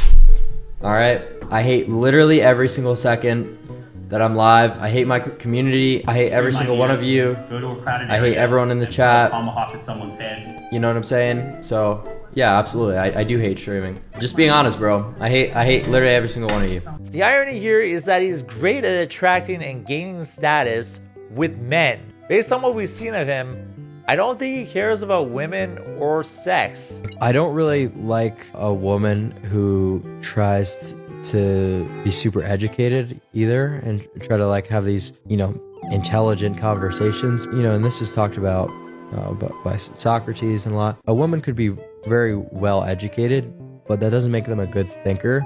So they just might have a lot of these like facts in their brain, maybe from books they've read. They don't necessarily know how to interpret them properly. They won't make the right conclusions. The thing that makes me laugh the hardest is when guys try to last longer. Clap, how do I last longer? It's like, mother, why do you want to last longer? Oh, for the girl's pleasure. Oh, whoop-de-fucking-do. Fuck you, buddy. So you're not trying to make a girl... What, do you want to go to a feminist rally for the next stream? Like, the fuck are we talking about here? I'm trying to get back to work. Remember when the internet was embroiled in the performative male discourse a while back? When I see Braden interacting with these manosphere dorks, I can't help but feel that he's the same. I don't take bitches to dinner. I never. Ever. Ever. Yeah, The only dinner a woman will ever go to with me is when I'm meeting other men, but like a one-on-one dinner with a girl is a mistake and a waste of fucking time and money. 3 hours of fucking garbage. Does he even enjoy being a man? Or would he rather signal to other men that he's participating in the ritual of being manly? Do you think I give a fuck about politics? Dude, I'm here for the bitches, bro. I hate to, like, you know what I'm saying? Meanwhile. Hot tub with voids? I'm not doing the hot tub with the voids. Damn, the white one's okay. They should be coming up to me in an ideal world. I'm here for the bitches. All right, let's see. Oh, she's all right. Okay. Later that same evening. I don't even want to talk to those bitches, dude. They're disgusting. When it comes to women, they only serve as a means to an end. A trophy he can display that proves he has succeeded in manhood. Or more importantly to him, that all his Looksmaxxing has worked. I'm not sure if Braden enjoys the actual process of being with women. Instead, his obsession is with power, mogging, and male physiques. It's very female averse, and dare I say, very homoerotic. All these extreme steps he took in his Looksmaxxing journey appear to be transgressive, yet they are only done to reinforce the status quo, rather than accepting contemporary male beauty standards and deciding for himself what masculinity means on his own terms, which would actually be the more masculine thing to do. He just submits to whatever bizarre, distorted reality he's concocted in his head. It's a performance of masculinity for other men, like watching an insecure man-child performs what he thinks masculinity is. A male simulacrum. Sure, he says he doesn't care what he thinks about other people's opinions and is doing it for himself. Do you think there was any pain you were trying to solve? I really don't think so. And that's going to be something that a lot of people aren't going to believe me on. But that's just not my personality at all, right? In terms of insecurity, it's just not something I've really ever experienced. Like, I'm a hyper-logical guy, and I don't really get influenced by other people. But then immediately follows that up by complaining about not having perfect looks. I've been hyper-aware that, you know, over the course of development, You know, there were some points in my life where I really was like very, you know, suboptimal in terms of my aesthetics. It never made me insecure. I never really had my life altered in any way. I just knew that something needed to change. Does he understand that the whole thing is predicated on other people's opinions? He's performing masculinity in the most feminine way possible. To be fair, he is only 20 years old, and most people that age don't have a full grasp on their identity. How much grace do you give a young person for their immaturity, especially when they never had good mentors pointing them in a better direction?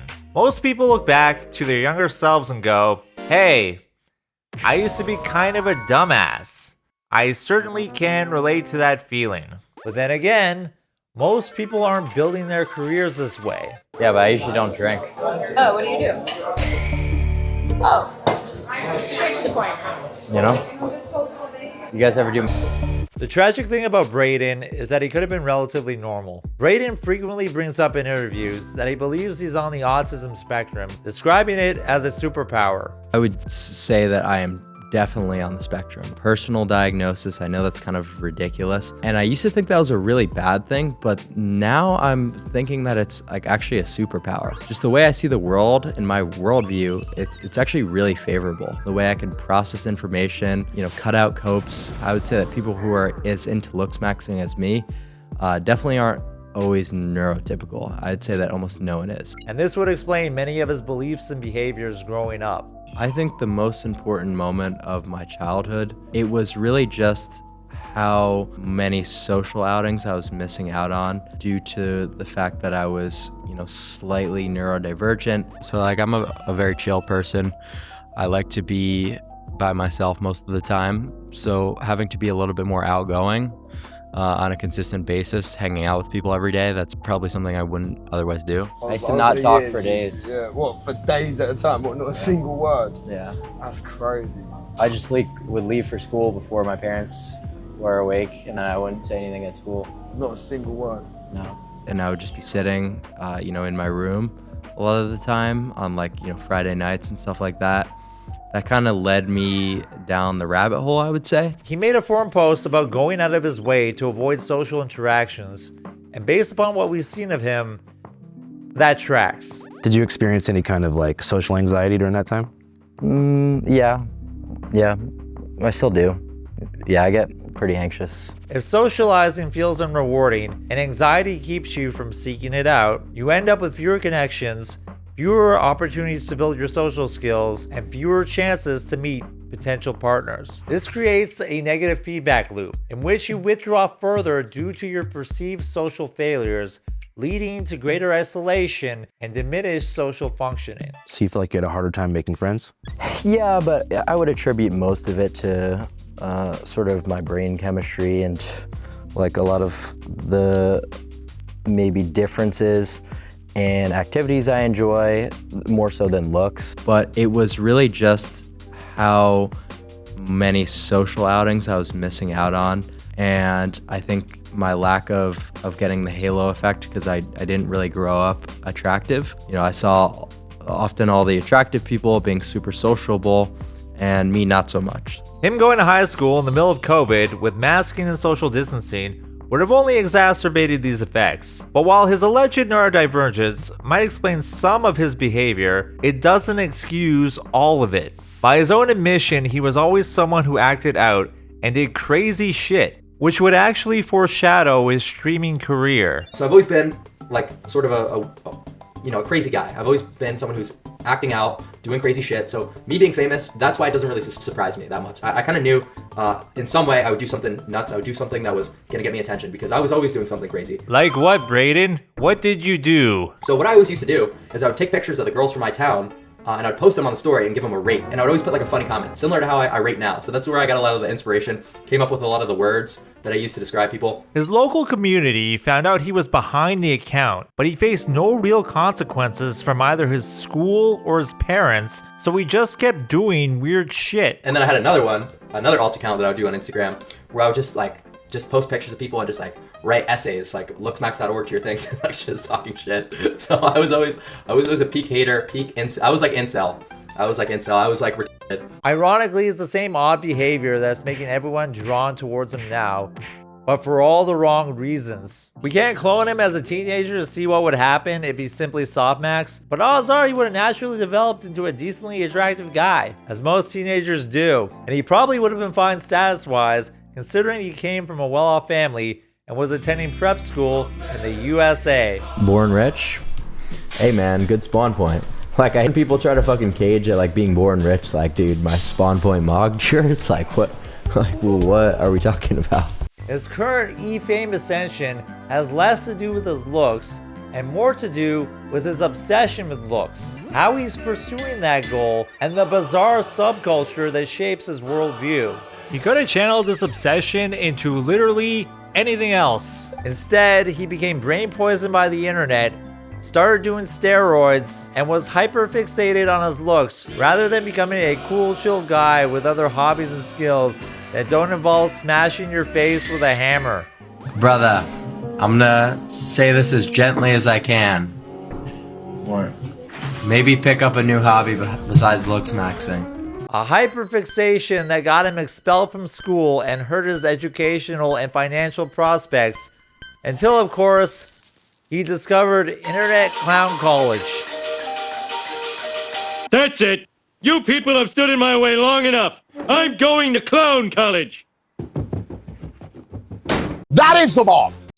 It appears to be working out well for him, and not just financially. Braden seems to be discovering himself through live streaming, and there are moments when you can catch a glimpse of someone you might actually like to hang out with. Moments where he's being casual, outgoing, fun but in a dorky kind of way. But these moments are undercut because underneath it all, there's a pervasive joylessness to the way he carries himself. What would you rate your happiness out of 10? Being like happy? Yeah. I think that's extremely silly. Why? The thing that I prioritize is like being driven, having like a purpose, being ambitious. Just like happiness as an idea. Like men aren't like supposed to be like happy, I don't really think. Why are men not supposed to be happy? Because life is hard. Can't you enjoy difficult things? Not if you want to succeed to the highest level that you possibly could. Does a man need to succeed to the highest level that he can? No, they don't need to do anything, but I certainly want to. This is made painfully obvious with his appearance on the Adam Friedland show, when Adam asks him what he does for fun. What do you do for fun? Like, what's... Dude, I'm gonna be honest, I don't do anything besides stream. Come on, bro. You gotta have fun. No. Why fuck no, dude? The way I think about it is like when I'm doing anything off camera that's like an activity, I'm like, I could be streaming this getting paid. Say you were to do like a bowling date with a girl and you weren't streaming it, like that's just the most ridiculous. Well, what about like connecting with her because like you like her or something like that? You know, like maybe you want to start a family. But where's the ROI in that? What's that? Like where's the ROI? Sorry, what's ROI? Return on investment. Come on, dude.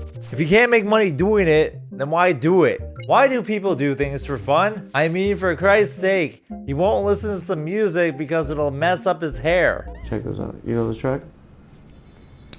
Put them on, dude. Or nah, you don't want to mess up your hair. Well, I know I ragged on young men earlier. Part of the fun of being young and dumb is that you can go have a night out with your friends and create good times. It's that energy of not knowing where the night can take you. So you and your buddies create this adventure and stories to reminisce about afterwards. Yo, remember the time we were out at the McDonald's at Queen of Spadina at 2 in the morning and we were all still drunk and George came out of the bathroom with a guitar and just started playing Wonderwall for all of us? Like just out of the blue?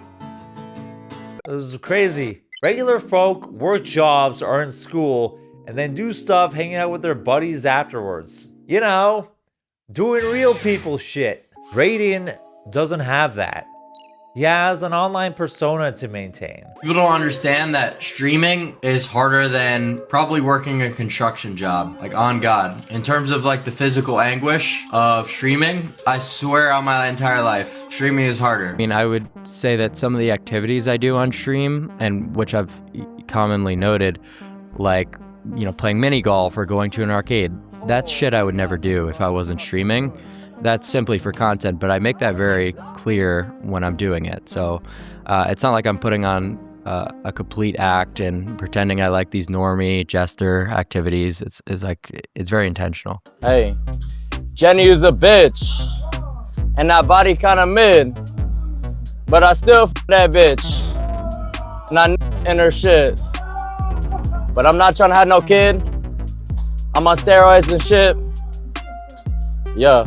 Tragically, he's trapped in a mind prison of his own creation. He's built his brand based on looks and glowing people up. That's how he judges his self-worth, and that's what he'll be judged for. You see this with the ongoing bit where Braden runs into a handsome antagonist and he'll get memed on the internet over being mocked. Some will argue that this actually validates his worldview, but the thing is, nobody would be pointing this out if he wasn't a Looksmaxxer guy.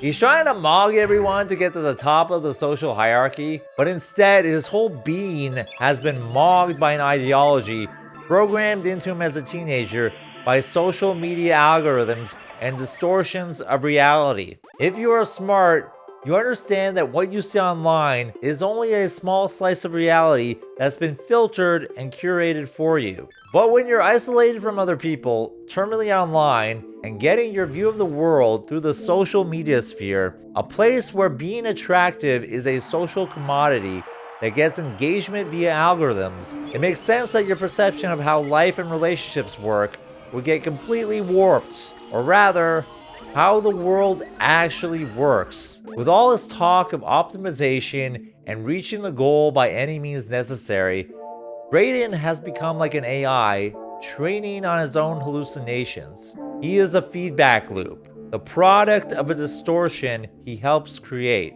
The internet rewards his worst instincts, turning his life into a digital freak show where engagement is the only metric of success. Peak viewership. Yeah, we're doing good viewership wise. We got 13.5K people watching this shit right now in this direct second.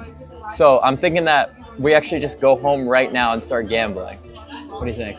He's surrendered to the machine, trading his humanity for a profoundly shallow existence.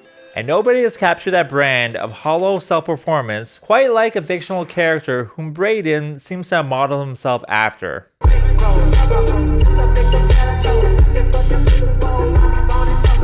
Early in the video, the cinemaphiles among you may have noticed that I referenced Patrick Bateman's infamous monologue from the beginning of American Psycho. For those not in the know, American Psycho is a 2000s dark comedy starring Christian Bale as the titular Patrick Bateman, a mid-20s investment banker living an affluent lifestyle in New York, an embodiment of the American dream, or male hedonism, or Wall Street capitalist greed. Take your pick. This external appearance of success and superiority is a facade, because beneath the surface, Patrick is a psychopath, sometimes devoid of emotion, sometimes plagued by unsettling feelings. As it turns out, Patrick is quite the American Psycho, who is, spoiler alert for the whole movie, living a double life as a serial killer who murders a whole bunch of people. One of them is Jared Leto, so he gets a pass for that. Now, I'm not the first to draw parallels between Braden and Bateman. While I was editing this video, Braden went ahead and shot his own American Psycho style morning routine monologue scene. Bar for bar, it's almost a carbon copy of the original, just with more bone smashing and peptides thrown in there to differentiate the two. Nothing an AI slop video couldn't produce in 30 seconds. So I was planning on leaving in my reference as a cheeky nod. Nothing more. That is, until I hit the last lines of Braden's homage. When it comes to ascension, if you're not Looksmaxxing, you're not life maxing. And if you're not life maxing, you're nothing. This is shit. The line is bad. The writing, the delivery, terrible. D-.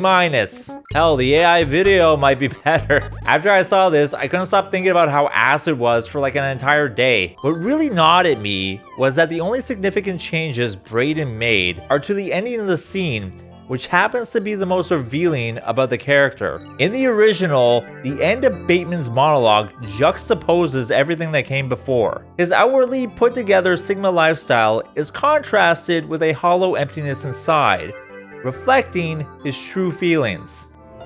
There is an idea of a Patrick Bateman, some kind of abstraction, But there is no real me, only an entity, something illusory. And though I can hide my cold gaze, and you can shake my hand and feel flesh gripping yours, and maybe you can even sense our lifestyles are probably comparable, I simply am not there. The original lines are vivid and striking, with a rhyme and rhythm to them, perfectly punctuated by proper prose. Pa pa pa. Meanwhile, Braden's bastardization is a bland declaration of what we already know about him. When it comes to Ascension, if you're not looksmaxxing, you're not life-maxxing.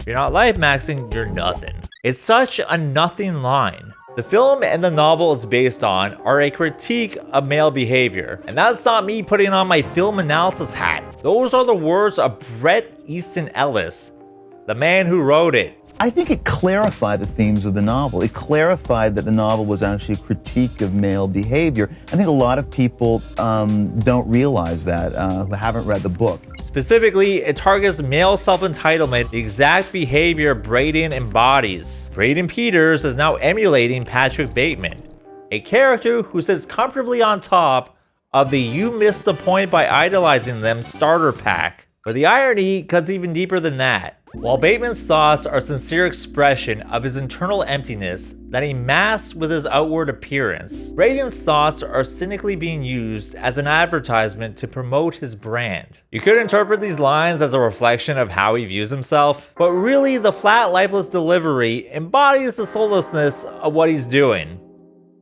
It's a commercial. He's promoting a streamer marathon he's gonna do on Kick. I think it's called the Mogathon or whatever. The Mog World Order. It's like the WCW came back, but it's worse. And you're an artist too! Bateman's tragedy is that beneath the mask, there is nothing. Braden's tragedy is that there is no mask. What you see is what you get. There is no hidden depth being concealed by performance. Performance is the whole thing. This is Braden at his most authentic. Dude, all you care about is money?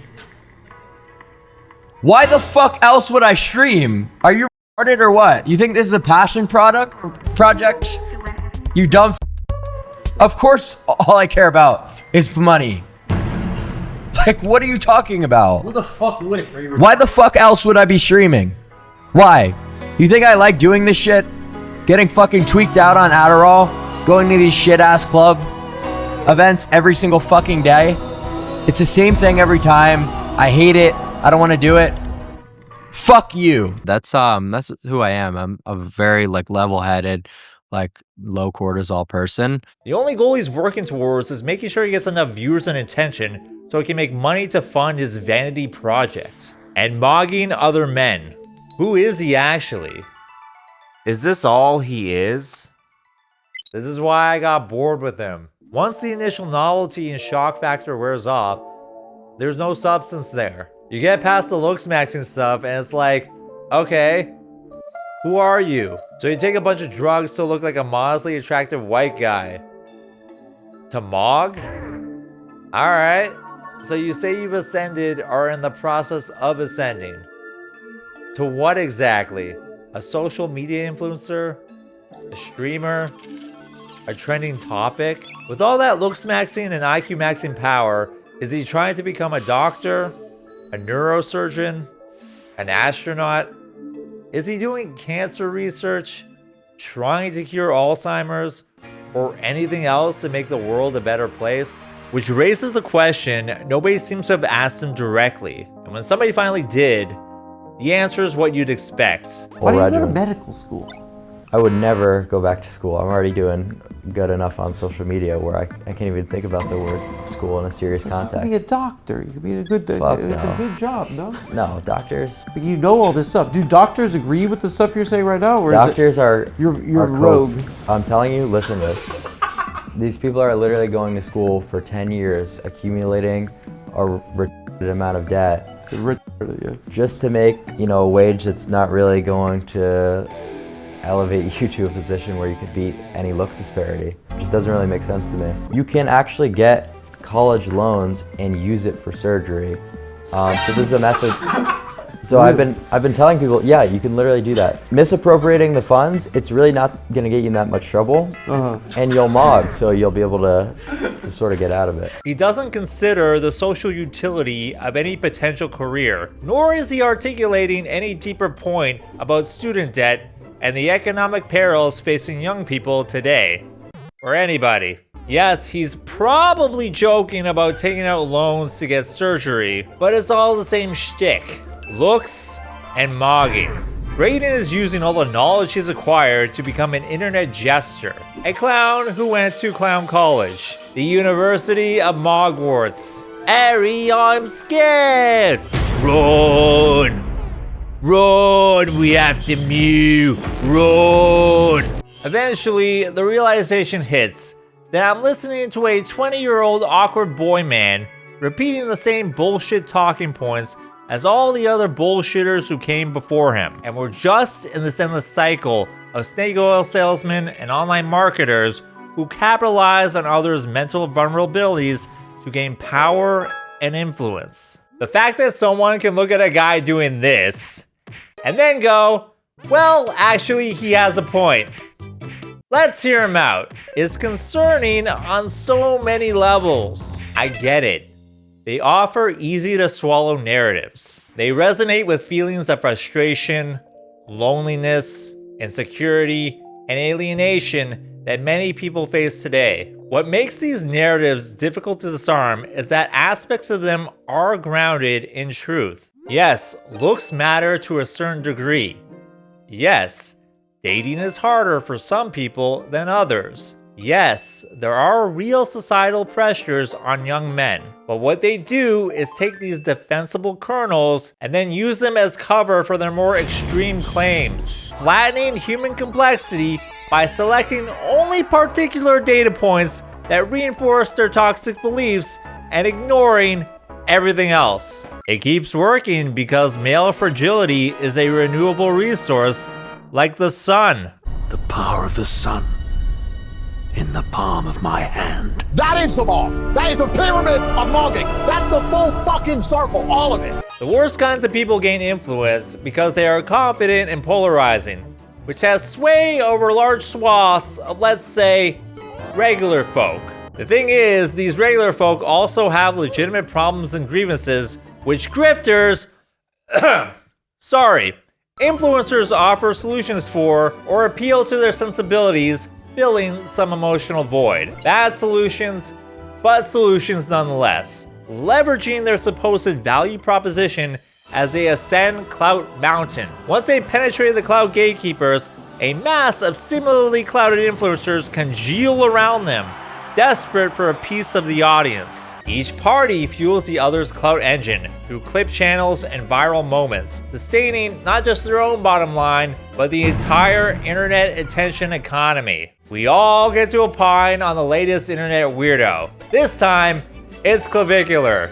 He makes content and becomes content for everyone else. Their fans live vicariously through him, projecting onto him as an avatar for ascending and winning. A digital mascot for disenfranchised male youth who just want to be edgy, while everyone else finds them annoying and reckless. Parasocially, everyone is invested into their rise or potential downfall, and is even more emotionally charged because he's planted himself squarely into the cultural conversation around interpersonal relationships and social dynamics. Everyone gets a weird guy to talk about, milking them as a trending topic, and the weird guy gets to capitalize on clout and influence. Everyone plays their role, and we're all trapped in this endless cycle. Because you can't let the weird guy and his weird guy ideas go unchecked. You need to sanity check everyone else as if to say, hey y'all, this is weird, right? A guy like Braden is easy to clown on because he's so extreme in his beliefs that the natural response is basically, hey dude, you're nuts. Yeah, looks matter to a certain degree.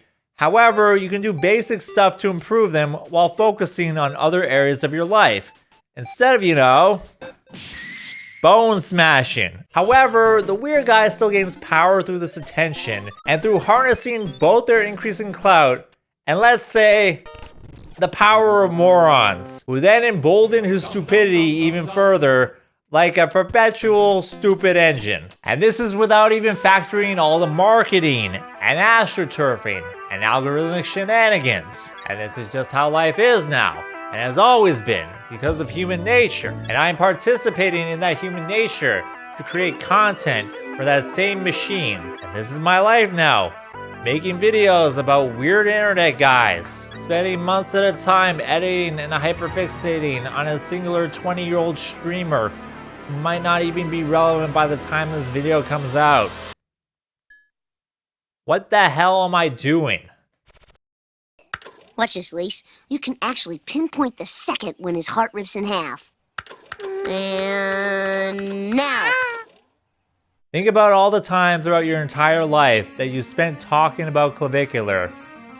What if you were to dedicate that time to bone smashing?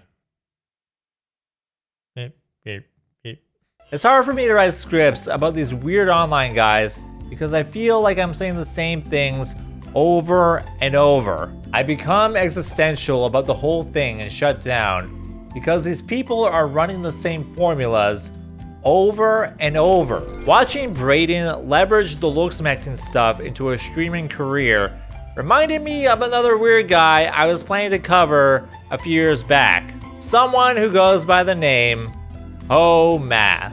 My mission is to teach people how to think and make people more conscious. I try as hard as I can to make people more conscious with my videos and my charts like this. This is the standard female delusion chart. It works by correcting ludicrous female perceptions. Zones is of course my viral iconic relationship map. As you can see, the new version is much prettier and more fleshed out. This is my how attractive diagram. I included the attractiveness bell curve with the not people zone built in. I use this diagram a lot in my videos because it helps explain some of the wild things that people say and do. I'm trying to make it easier to read for a wider audience. So that's first, second, third person perspective, which is about level 5. You can say, okay, I'm like this because I'm from here, and you're like that because you're from there.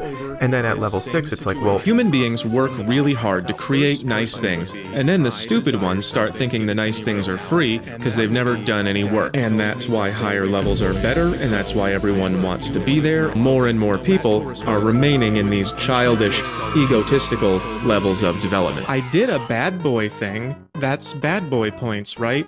Why didn't she like it? And the answer is that the crying affects women. This is how you manipulate women. What do you bring to the table? And a lot of women will say, I am the table, which means only my needs matter. In school, girls got bonuses and I did not. And when I looked for work, girls got bonuses and I did not. And then in the dating world, girls got bonuses and I did not. And then here I thought I was finally nice enough to get a real girlfriend, and she ruined my life. My life gets ruined a lot. That's when all of this starts to make sense. I drew this little time spiral here because when you see that your mind is happening to you, you remember your mind happening to you throughout time. This is something that I teach. It's in all of my charts. That's why I made this chart. I updated my charts, by the way. You can get them here. What women mostly do today is they just jump into the dating circus and then they hope that they don't get hurt by this situation. And then I made this whole chart to warn them about that. And then they just call me an incel because at a lower level of thinking, they're not thinking about my thoughts about the thoughts of the men they're dating. So that's what my channel is really all about. I want people to think at higher levels, but I really just want people to grow up so we don't lose the world that we built. This is the Batman to Democrat scale. It expands on zones by showing how a woman judges your physical attractiveness and then adds points for how much you are like Batman and subtracts points for how much you are a Democrat. If you don't know me by now, I make diagrams to explain psychology and dating. HoeMath is what happens when you have someone who saw this ancient crazy hot Matrix video and thought, what if I made this my entire personality? I have some major disagreements with the crazy hot matrix, which I have replotted into the delta hot index. He initially blew up on TikTok posting this video. Men with no hose. Where are you? So the men with hose are up here receiving all of the attention from the hoes, including you. Wow, look! It's Hypergamy. How original. I wanted to do a video about him because he was spewing all this nonsense about relationships and society. Modern women are going nuts because they're in denial that they are women, and ironically, this makes them act even more like women. And this all comes from the denial of nature, that they can be something other than what they are. But it's not true. Modern women will try to tell you that they don't like strength, and it's always a lie. And so women lie about what they want. That's how evolution works. And nobody is more helpless than women, who can be victimized by greeting cards, and minorities, who are actually 93% of the population. So now you understand. You have nothing because the government took it away and gave it to everyone else because women vote for deserving. And it's all because we let them become a bunch of spoiled brats and naive little children. Like, men have to go fight with God, they have to go fight with nature to make buildings and food and stuff, and then women just deserve it. Well, remember, deserving is something that women tend to naturally do. They tend to just deserve all of this stuff, and then you get me. I've said before that women are connected more to the emotion and instinct parts of the brain, and men are connected more to the logic and reason parts of the brain. So you have to abandon logic. Don't try to go from here to here. Use her own feelings against her. That's how they decide what reality is. That's why I'm so good at understanding women, because I get it that there's a whole world of feelings and needs and emotions that matter to them that don't matter to us. They have feelings and thoughts that we don't have. Women do not deserve political opinions. Stop respecting women's opinions today. And then there's this whole Ken Wilber levels of consciousness thing, which is basically astrology for men. Spiral dynamics? My guy, just save yourself the time and money and watch Gurren Lagann.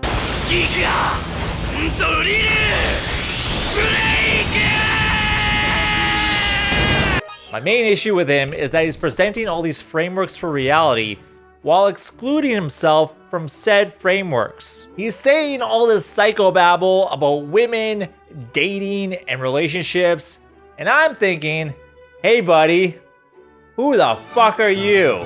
How do you come across? Where are you situated in this theoretical framework, and what gives you that authority? Rather than presenting these ideas as interesting food for thought, Mr. Math presents them as truth and uses them to lord over everyone else, positioning himself as smarter and more enlightened than everyone else. Enlightened individuals living their best lives don't scrounge TikTok looking for women talking about men and relationships, often for comedic purposes, just so they can strawman their positions and shove in their worldview and endless graphs. Look at this graph! What is it about charts and graphs that appeals to the male psyche? People living their best lives also don't spend their whole day on Twitter complaining about how life is rigged against white men. You'd think someone of higher consciousness would recognize how social media distorts reality through its sensationalism and reliance on attention, considering that's how they operate within the space. But I guess that's some level of consciousness I haven't reached yet. Over time, I lost interest in making a video about him because he's just regurgitating the same red pill talking points, using their same tactics, except with convoluted silly drawings and a monotone voice spouting hard truths that give off the veneer of undue intellectual depth. According to feminism in general, men have been in control since the beginning of time, and they have been oppressive to everyone. And only recently, women have gotten freedom, and everything is going to get better forever. It's not true, it's a lie. Reality is a lot more complicated, but that is what all feminists say all the time. It's more reactionary garbage masquerading as self-improvement advice. This time as a guy playing a genius philosopher / wannabe cult leader to scam his audience. Maybe these concepts are impressive to someone who's never set foot into a philosophy or psychology class, but so much of this reeks of, I'm 14 and this is so deep. Ultimately, he was just another weird internet guy continuing the lineage of weird internet guys. So who cares? Also, he went batshit crazy on Twitter. The only nail in the coffin would be discovering who he was. But he never did a face reveal, so I stopped caring. until I discovered who he was. Our next comic is a wonderful young fella. I want you to give him a huge San Rafael welcome to this guy.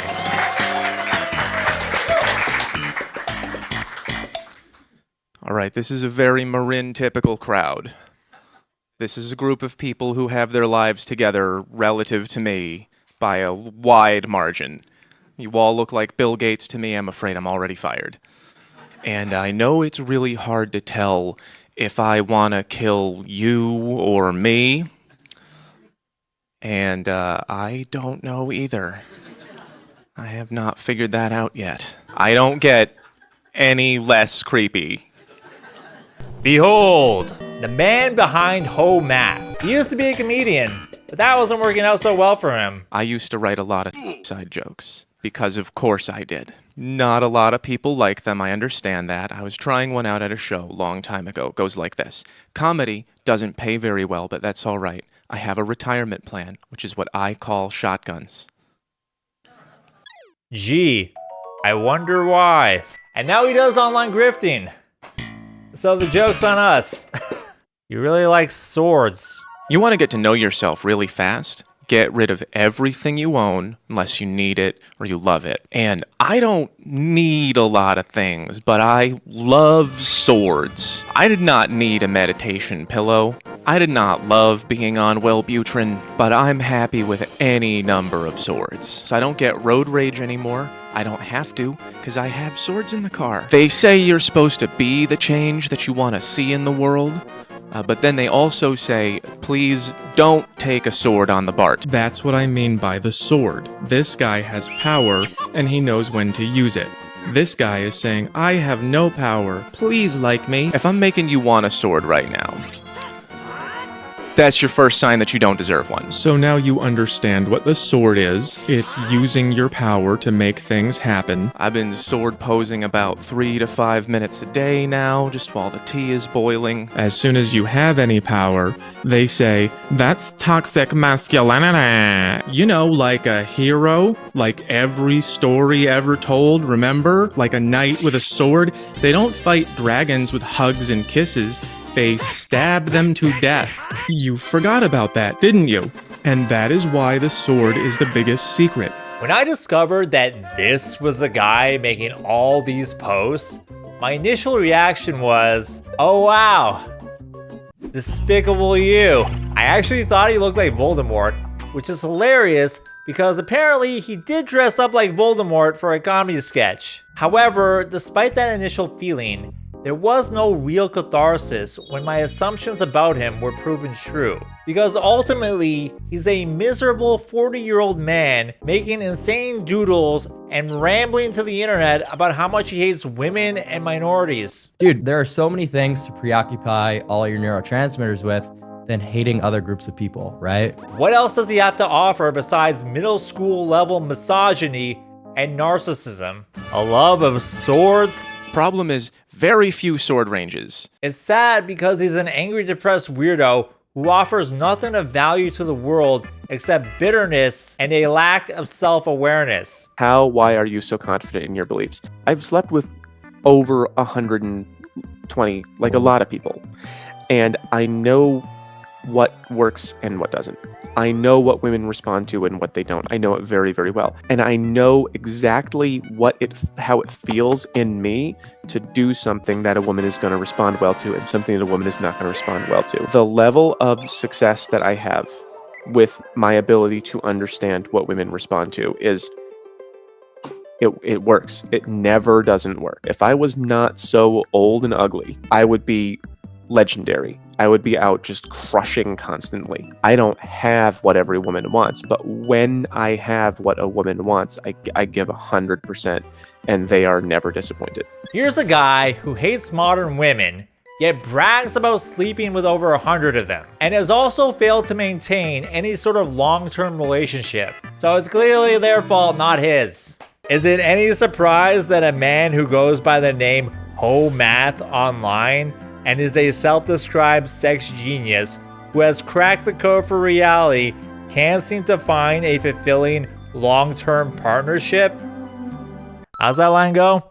If you think everyone is the asshole, you're probably the asshole. Sipping on my tea.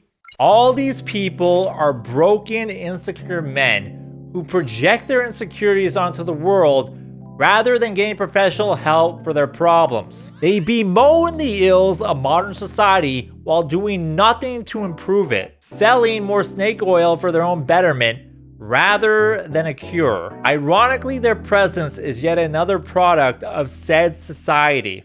Okay, the world is fucked up. How are you making a better world? Or reaching higher consciousness? Making incel drawings, Twitter posts, being a social media influencer, a club promoter, becoming another online marketer? They don't want you to go out into the world, live a happy life, and do whatever's in your power to make the lives around you better. They want you to keep consuming them as a product. They want you to wallow in their misery, in distraction, in pointless division, fostering a sense of eternal victimization because they can't reconcile what's broken inside of them, so they end up blaming everyone else breaking the world around them. It's easier to blame external factors like female hypergamy, looks, general society, and not reaching some ideal form of the perfect human specimen, rather than to look inwards and go, oh, it's just me. The problem is me? How can I be better? There's nothing wrong with being single, or being 40, or being a failure, or being bald, but being an insecure weirdo and projecting that online? Just be cool, man. Just be cool. Don't be weird. Man, be more like Zyzz. Everyone has a little bit of Zyzz in them. Every fucking cunt out there. You're a fucking sick cunt if you want to be, bro.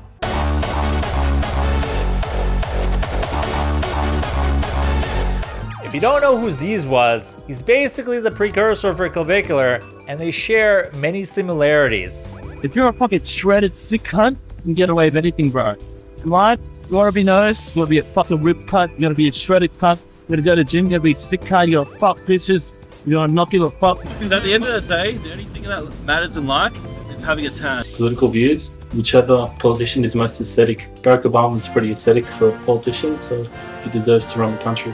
Haters gonna hate. Zyzz started off as a scrawny introverted kid before transforming himself into one of the first online fitness influencers. Using YouTube, he shared high energy videos of himself lifting weights, admiring his own physique, while having a hedonistic, party-filled lifestyle. Throw in a dash of online trolling, and as Zyzz created a larger-than-life bodybuilding persona through the character of Zyzz. On the surface, they seem identical, but the key difference is Zyzz tried to uplift others through positive energy and good vibes. Everyone has a little bit of Zyzz in them. Every fucking cunt out there. You're a fucking sick cunt if you want to be, bro. That's what we fucking do, cunt. That's what we do in this shit, bro. He encouraged his followers to become confident, become sick cunts, and was well known for saying things like, "We're all gonna make it, bruh." These cunts do. That's what the revolution is, bro. None of these fucking sad cunts. We're all gonna fucking make it, bro. That's it. Through realizing the power of his influence and becoming disillusioned by all the attention, Zyzz wanted to move away from the trolling and instead focus on the positive aspects that came from being Zyzz. He wanted people to believe in themselves and to live life to the fullest. Actual self-improvement. He wasn't looking for a shortcut, and he cared about the process. He said his motivation to train had nothing to do with impressing people. It came from setting goals, achieving them, and outdoing himself in the gym. Right, so my number one goal in life is just to get everyone in the fucking gym and train. Dieting is one of the most important. If you're not dieting, you're not going to get the results you want. What's that? So you'll be training, having a fucking epic workout, whatever, but if you're not eating properly, you might as well not training. And it takes time to find a quick fix, so keep eating and you will see the results. Meanwhile, Braden only cares about himself, maximizing his looks, his bank account, and his viewership. I think that There's a lot of value in talking about dating, telling people how to Looksmaxx, whatever, you know, kind of spreading that message and making people aware. I am happy that I'm able to do that, but I'm not gonna sit here and act like, oh, I'm just here to help people and this and that. At the end of the day, I wouldn't get on these streams and do this if it wasn't for money. Of course, all I care about is money. Like, what are you talking about? What the fuck would it? Why the fuck else would I be streaming? For all this talk about self-improvement and spreading a good message, I have never heard Braden say something along the lines of, Everyone has a little bit of Zyzz in them. Every fucking cunt out there. You're a fucking sick cunt if you want to be, bro. That's what the revolution is, bro. None of these fucking sad cunts.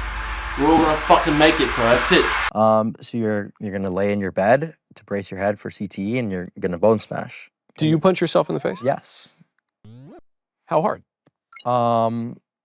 Like reasonably. Zyzz, we're motivating you to get off the couch and into the gym. Doesn't matter how small or big you are, you told me they can get to anywhere you want with hard training. You changed a lot of lives, you're a fucking sick cunt. I love you, bro. Zyzz, you're mad athletic, this setting lifestyle, teaching everyone to enjoy life for what it is. Zyzz, man, you're a legend, your legacy lives on. Still Meyer. Zyzz was the man. Clav just wants to mog men. That's why Zyzz is still admired to this day. Tragically, Zyzz died young from a heart attack. A reminder that emulating that lifestyle can have real consequences, which got me thinking about what potential endings there are for Clavicular. So I'm gonna map out his potential arcs from worst to best. Fearless, baby.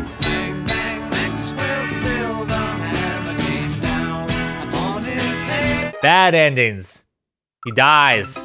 Jester gooning into an early grave. You can't mog if you're dead. I wouldn't be surprised if he dies before 30, given the path he's on, and who's enabling his self-destructive behavior. The chemical cocktail of drugs and hormones explodes his heart. And yeah, not good. Or he could piss off the wrong people and end up like Jared Leto in Fight Club.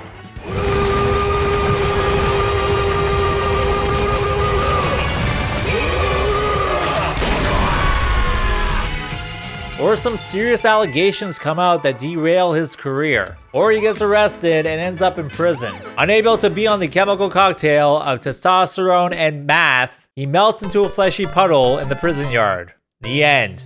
While I was editing this video, Braden appeared to overdose on stream. Although in a later interview, he explains, that wasn't, actually a typical, drug overdose, as you could say. That really was the fact that I hadn't eaten at all that day. I'm on a very high dose of retatrutide. That in combination with the fact that I, typically don't drink, but I was having a little bit of alcohol that day. I love GHB, bro. We had 200 ml of GHB, and we were just doing lucky pours of that shit. What is that? So like not measuring it? Yeah, just lucky for it, and your it's a thin line, bro. I heard drinking on it is like will literally kill you. Drinking on GHB. Oh no, I was fine. Right, and I basically just passed out. He speculates that a PR firm he was working with wanted to keep him boxed into a canceled influencer category and increase their retainer fees. However, the overriding point here is that the narrative was spun for the purpose of viral marketing and clout. And I was instructed to say, that was from a different substance that was more severe, because it would go more viral for, not only the club grand opening, which was the following day. So yeah, this doesn't help alleviate some of my cynicism. Either way, since this incident took place, Braden has been sober maxing. But yeah, man, I ain't gonna be doing any more substances for a little while, hopefully for forever. I'm hopeful, yet skeptical, considering how much he abuses stimulants and other substances. Are you not scared you're gonna get addicted? No, I have a lot of self-control and willpower, right? That's why I'm just like, this is what I do. I have strong will. Could this be a new chapter in Braden's life, or will he fall back into previous ways?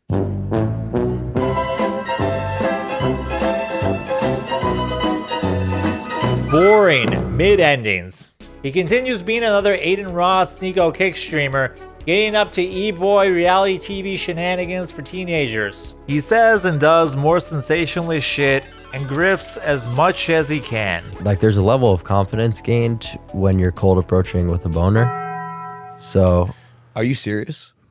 Yeah. Wait, what? I do agree with him. Cold approaching Not maybe with not a boner? Or Yes. how about a semi? No, Oh, like, you're talking about a full fucking boner, dude. yes, like the girls can sense it. Yeah. It's This like is some primal shit. It's like a boner pheromone. Leveraging his social media attention into other business ventures, but it's just more of the same and kind of skeezy. On a similar track, he could continue his Looksmaxxing journey by getting some of those costly cosmetic procedures he always yaps about. I don't think this will increase his appeal all that much, and I'll probably end up doing more harm than good, but hey, your body, your choice.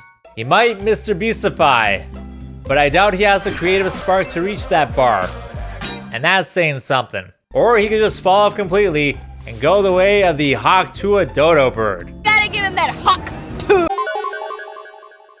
Weird endings. The Akira ending. He actually transcends his human form, leaving his fleshy prison behind, and becomes a transcendental being, triggering the creation of another universe. I am clavicular.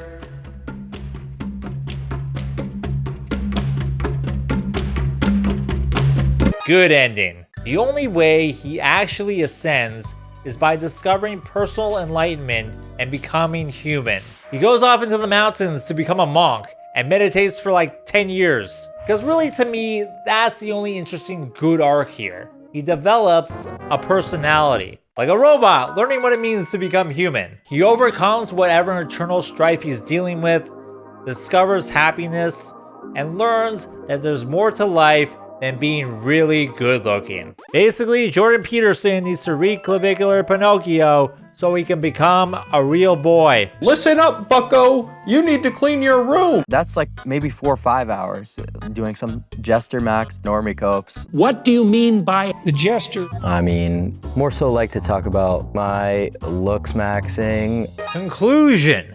It's the conclusion of the video. At the end of all this, the one question that runs through my mind is, are our lives really so boring that we need someone like a clavicular to entertain us? I think one of the reasons why I've held off on discussing certain online personalities in my videos is because I'm friends with many of them in my real life. I'm not that enamored with large follower accounts or social media clout because I know firsthand that they're just people like you and me. I also know firsthand that the way they carry themselves online can be very different from who they are in real life. I don't know Braden. I can only judge him based on what he does online. And the sad thing is, that's only what he does. He's never seemed to have a life outside of being a terminally online weirdo, and is currently living in this affluent Miami streamer bubble, a lifestyle that reinforces his narrow view of the world. I don't know what the right response even is at this point. Sympathy? Laughter? Genuine criticism? More mogging? Two friends of mine who do a podcast about this stuff said it better than I can. Look at these fools doing silly, reprehensible behavior. They are sort of. What are we doing? They're all sort of like. What are we doing? Are we doing silly, reprehensible behavior? What do you want to do? You want to dissect? We're sitting on a couch. Yeah. Why do we do anything? Why do I? Sitting on a couch. We're just like commenting. Yeah. Why do I wake up and do anything? I should myself tonight. It's all worthless. I think there's probably a middle ground between yourself for no reason and just contributing to this endless stream of noise. What is it? There's no point to this. The point is the joy of laughing about it. But I don't feel good about laughing at these people. Why? It's funny. I am torn between these lines of thought. On the one hand, these figures are a grim reflection about what's broken about society. On the other hand, they are clowns deserving of mockery. Because it's really funny watching stuff like this happen.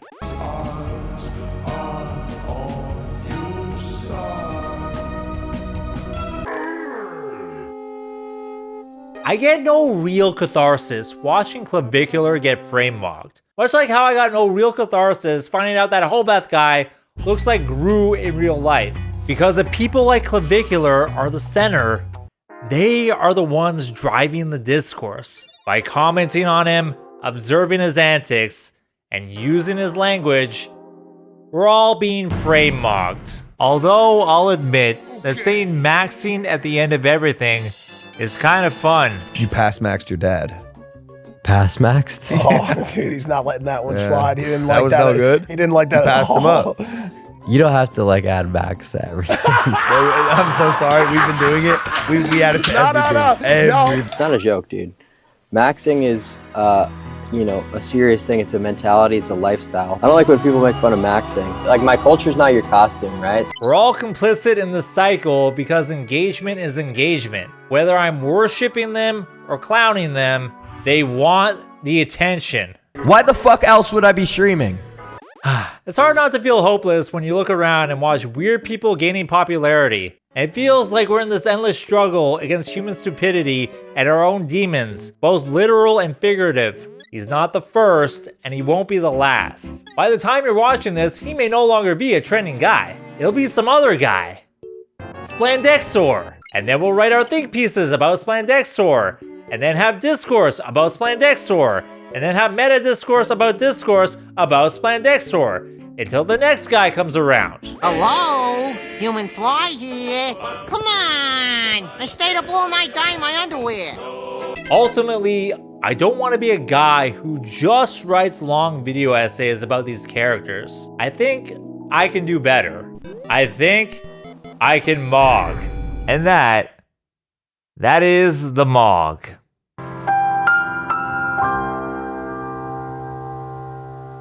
The solution to this isn't apathy. It's to be better, make better art, live better lives. I want for myself what I want for everyone else. A fulfilling life with meaning. This includes Braden and by extension, anyone who looks up to him. He's still relatively young, so maybe he'll grow up. If he doesn't, oh well. Another weird guy. I'm always wondering what the end point is for him. What would it take for him to achieve happiness or contentment in life? He's doing everything under the guise of self-improvement, and maybe you might relate to that. However, if you still ascribe to aspects of this toxic worldview, you're not actually improving yourself. You just end up in a perpetual cycle of self-loathing, trapped in an extremism built on a false perception of reality. And your life doesn't have to be like that. It's the basic stuff. Touch grass maxing. Emotional intelligence maxing. Try to look good in a way that makes you feel good, but don't cave into self-obsession, narcissism, and nihilism. Be of service to others. Be uplifting. Be more like the spirit of Zyzz and less like Clavicular. Because right now, I guarantee that somewhere in the world, there is a bald, fat dude who is uglier than you, who is having the time of his life because he's a fun dude to be around, and not on the internet analyzing the faces of other dudes going, you see the upper cranial maxilla is extremely recessed. If you look at the bifocal length of the rhombus platitude there, take a GP1, GP2, GP3, take a GP4, GP5, boom, smash, boom. That means that his bifocal length is not quite cranial in the maxilla bifocal cranial. Something. That's it, that's the video.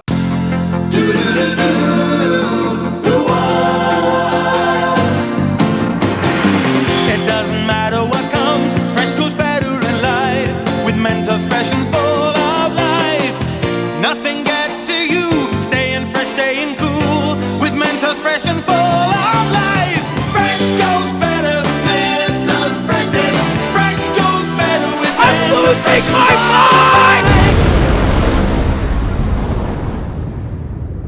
mind. MENTOS, the fresh maker. Take a GP1. GP2, GP3, take a GP4, GP5, GP6, GP7, GP8, GP9, GP10, GP11, GP12, GP 13, GP 14, GP 15, GP 16, it's a good one, GP 16, GP 17, take GP 18, GP 19, GP 20, GP 21, GP 22, GP 23, GP 24, GP 25, and don't forget GP 26. Oh, then here comes GP 27. Yeah. What about GP 28? Oh, that's a good one. You lose a lot of weight on GP 28. What about GP 29 and GP 29.1? Oh, that's a different one.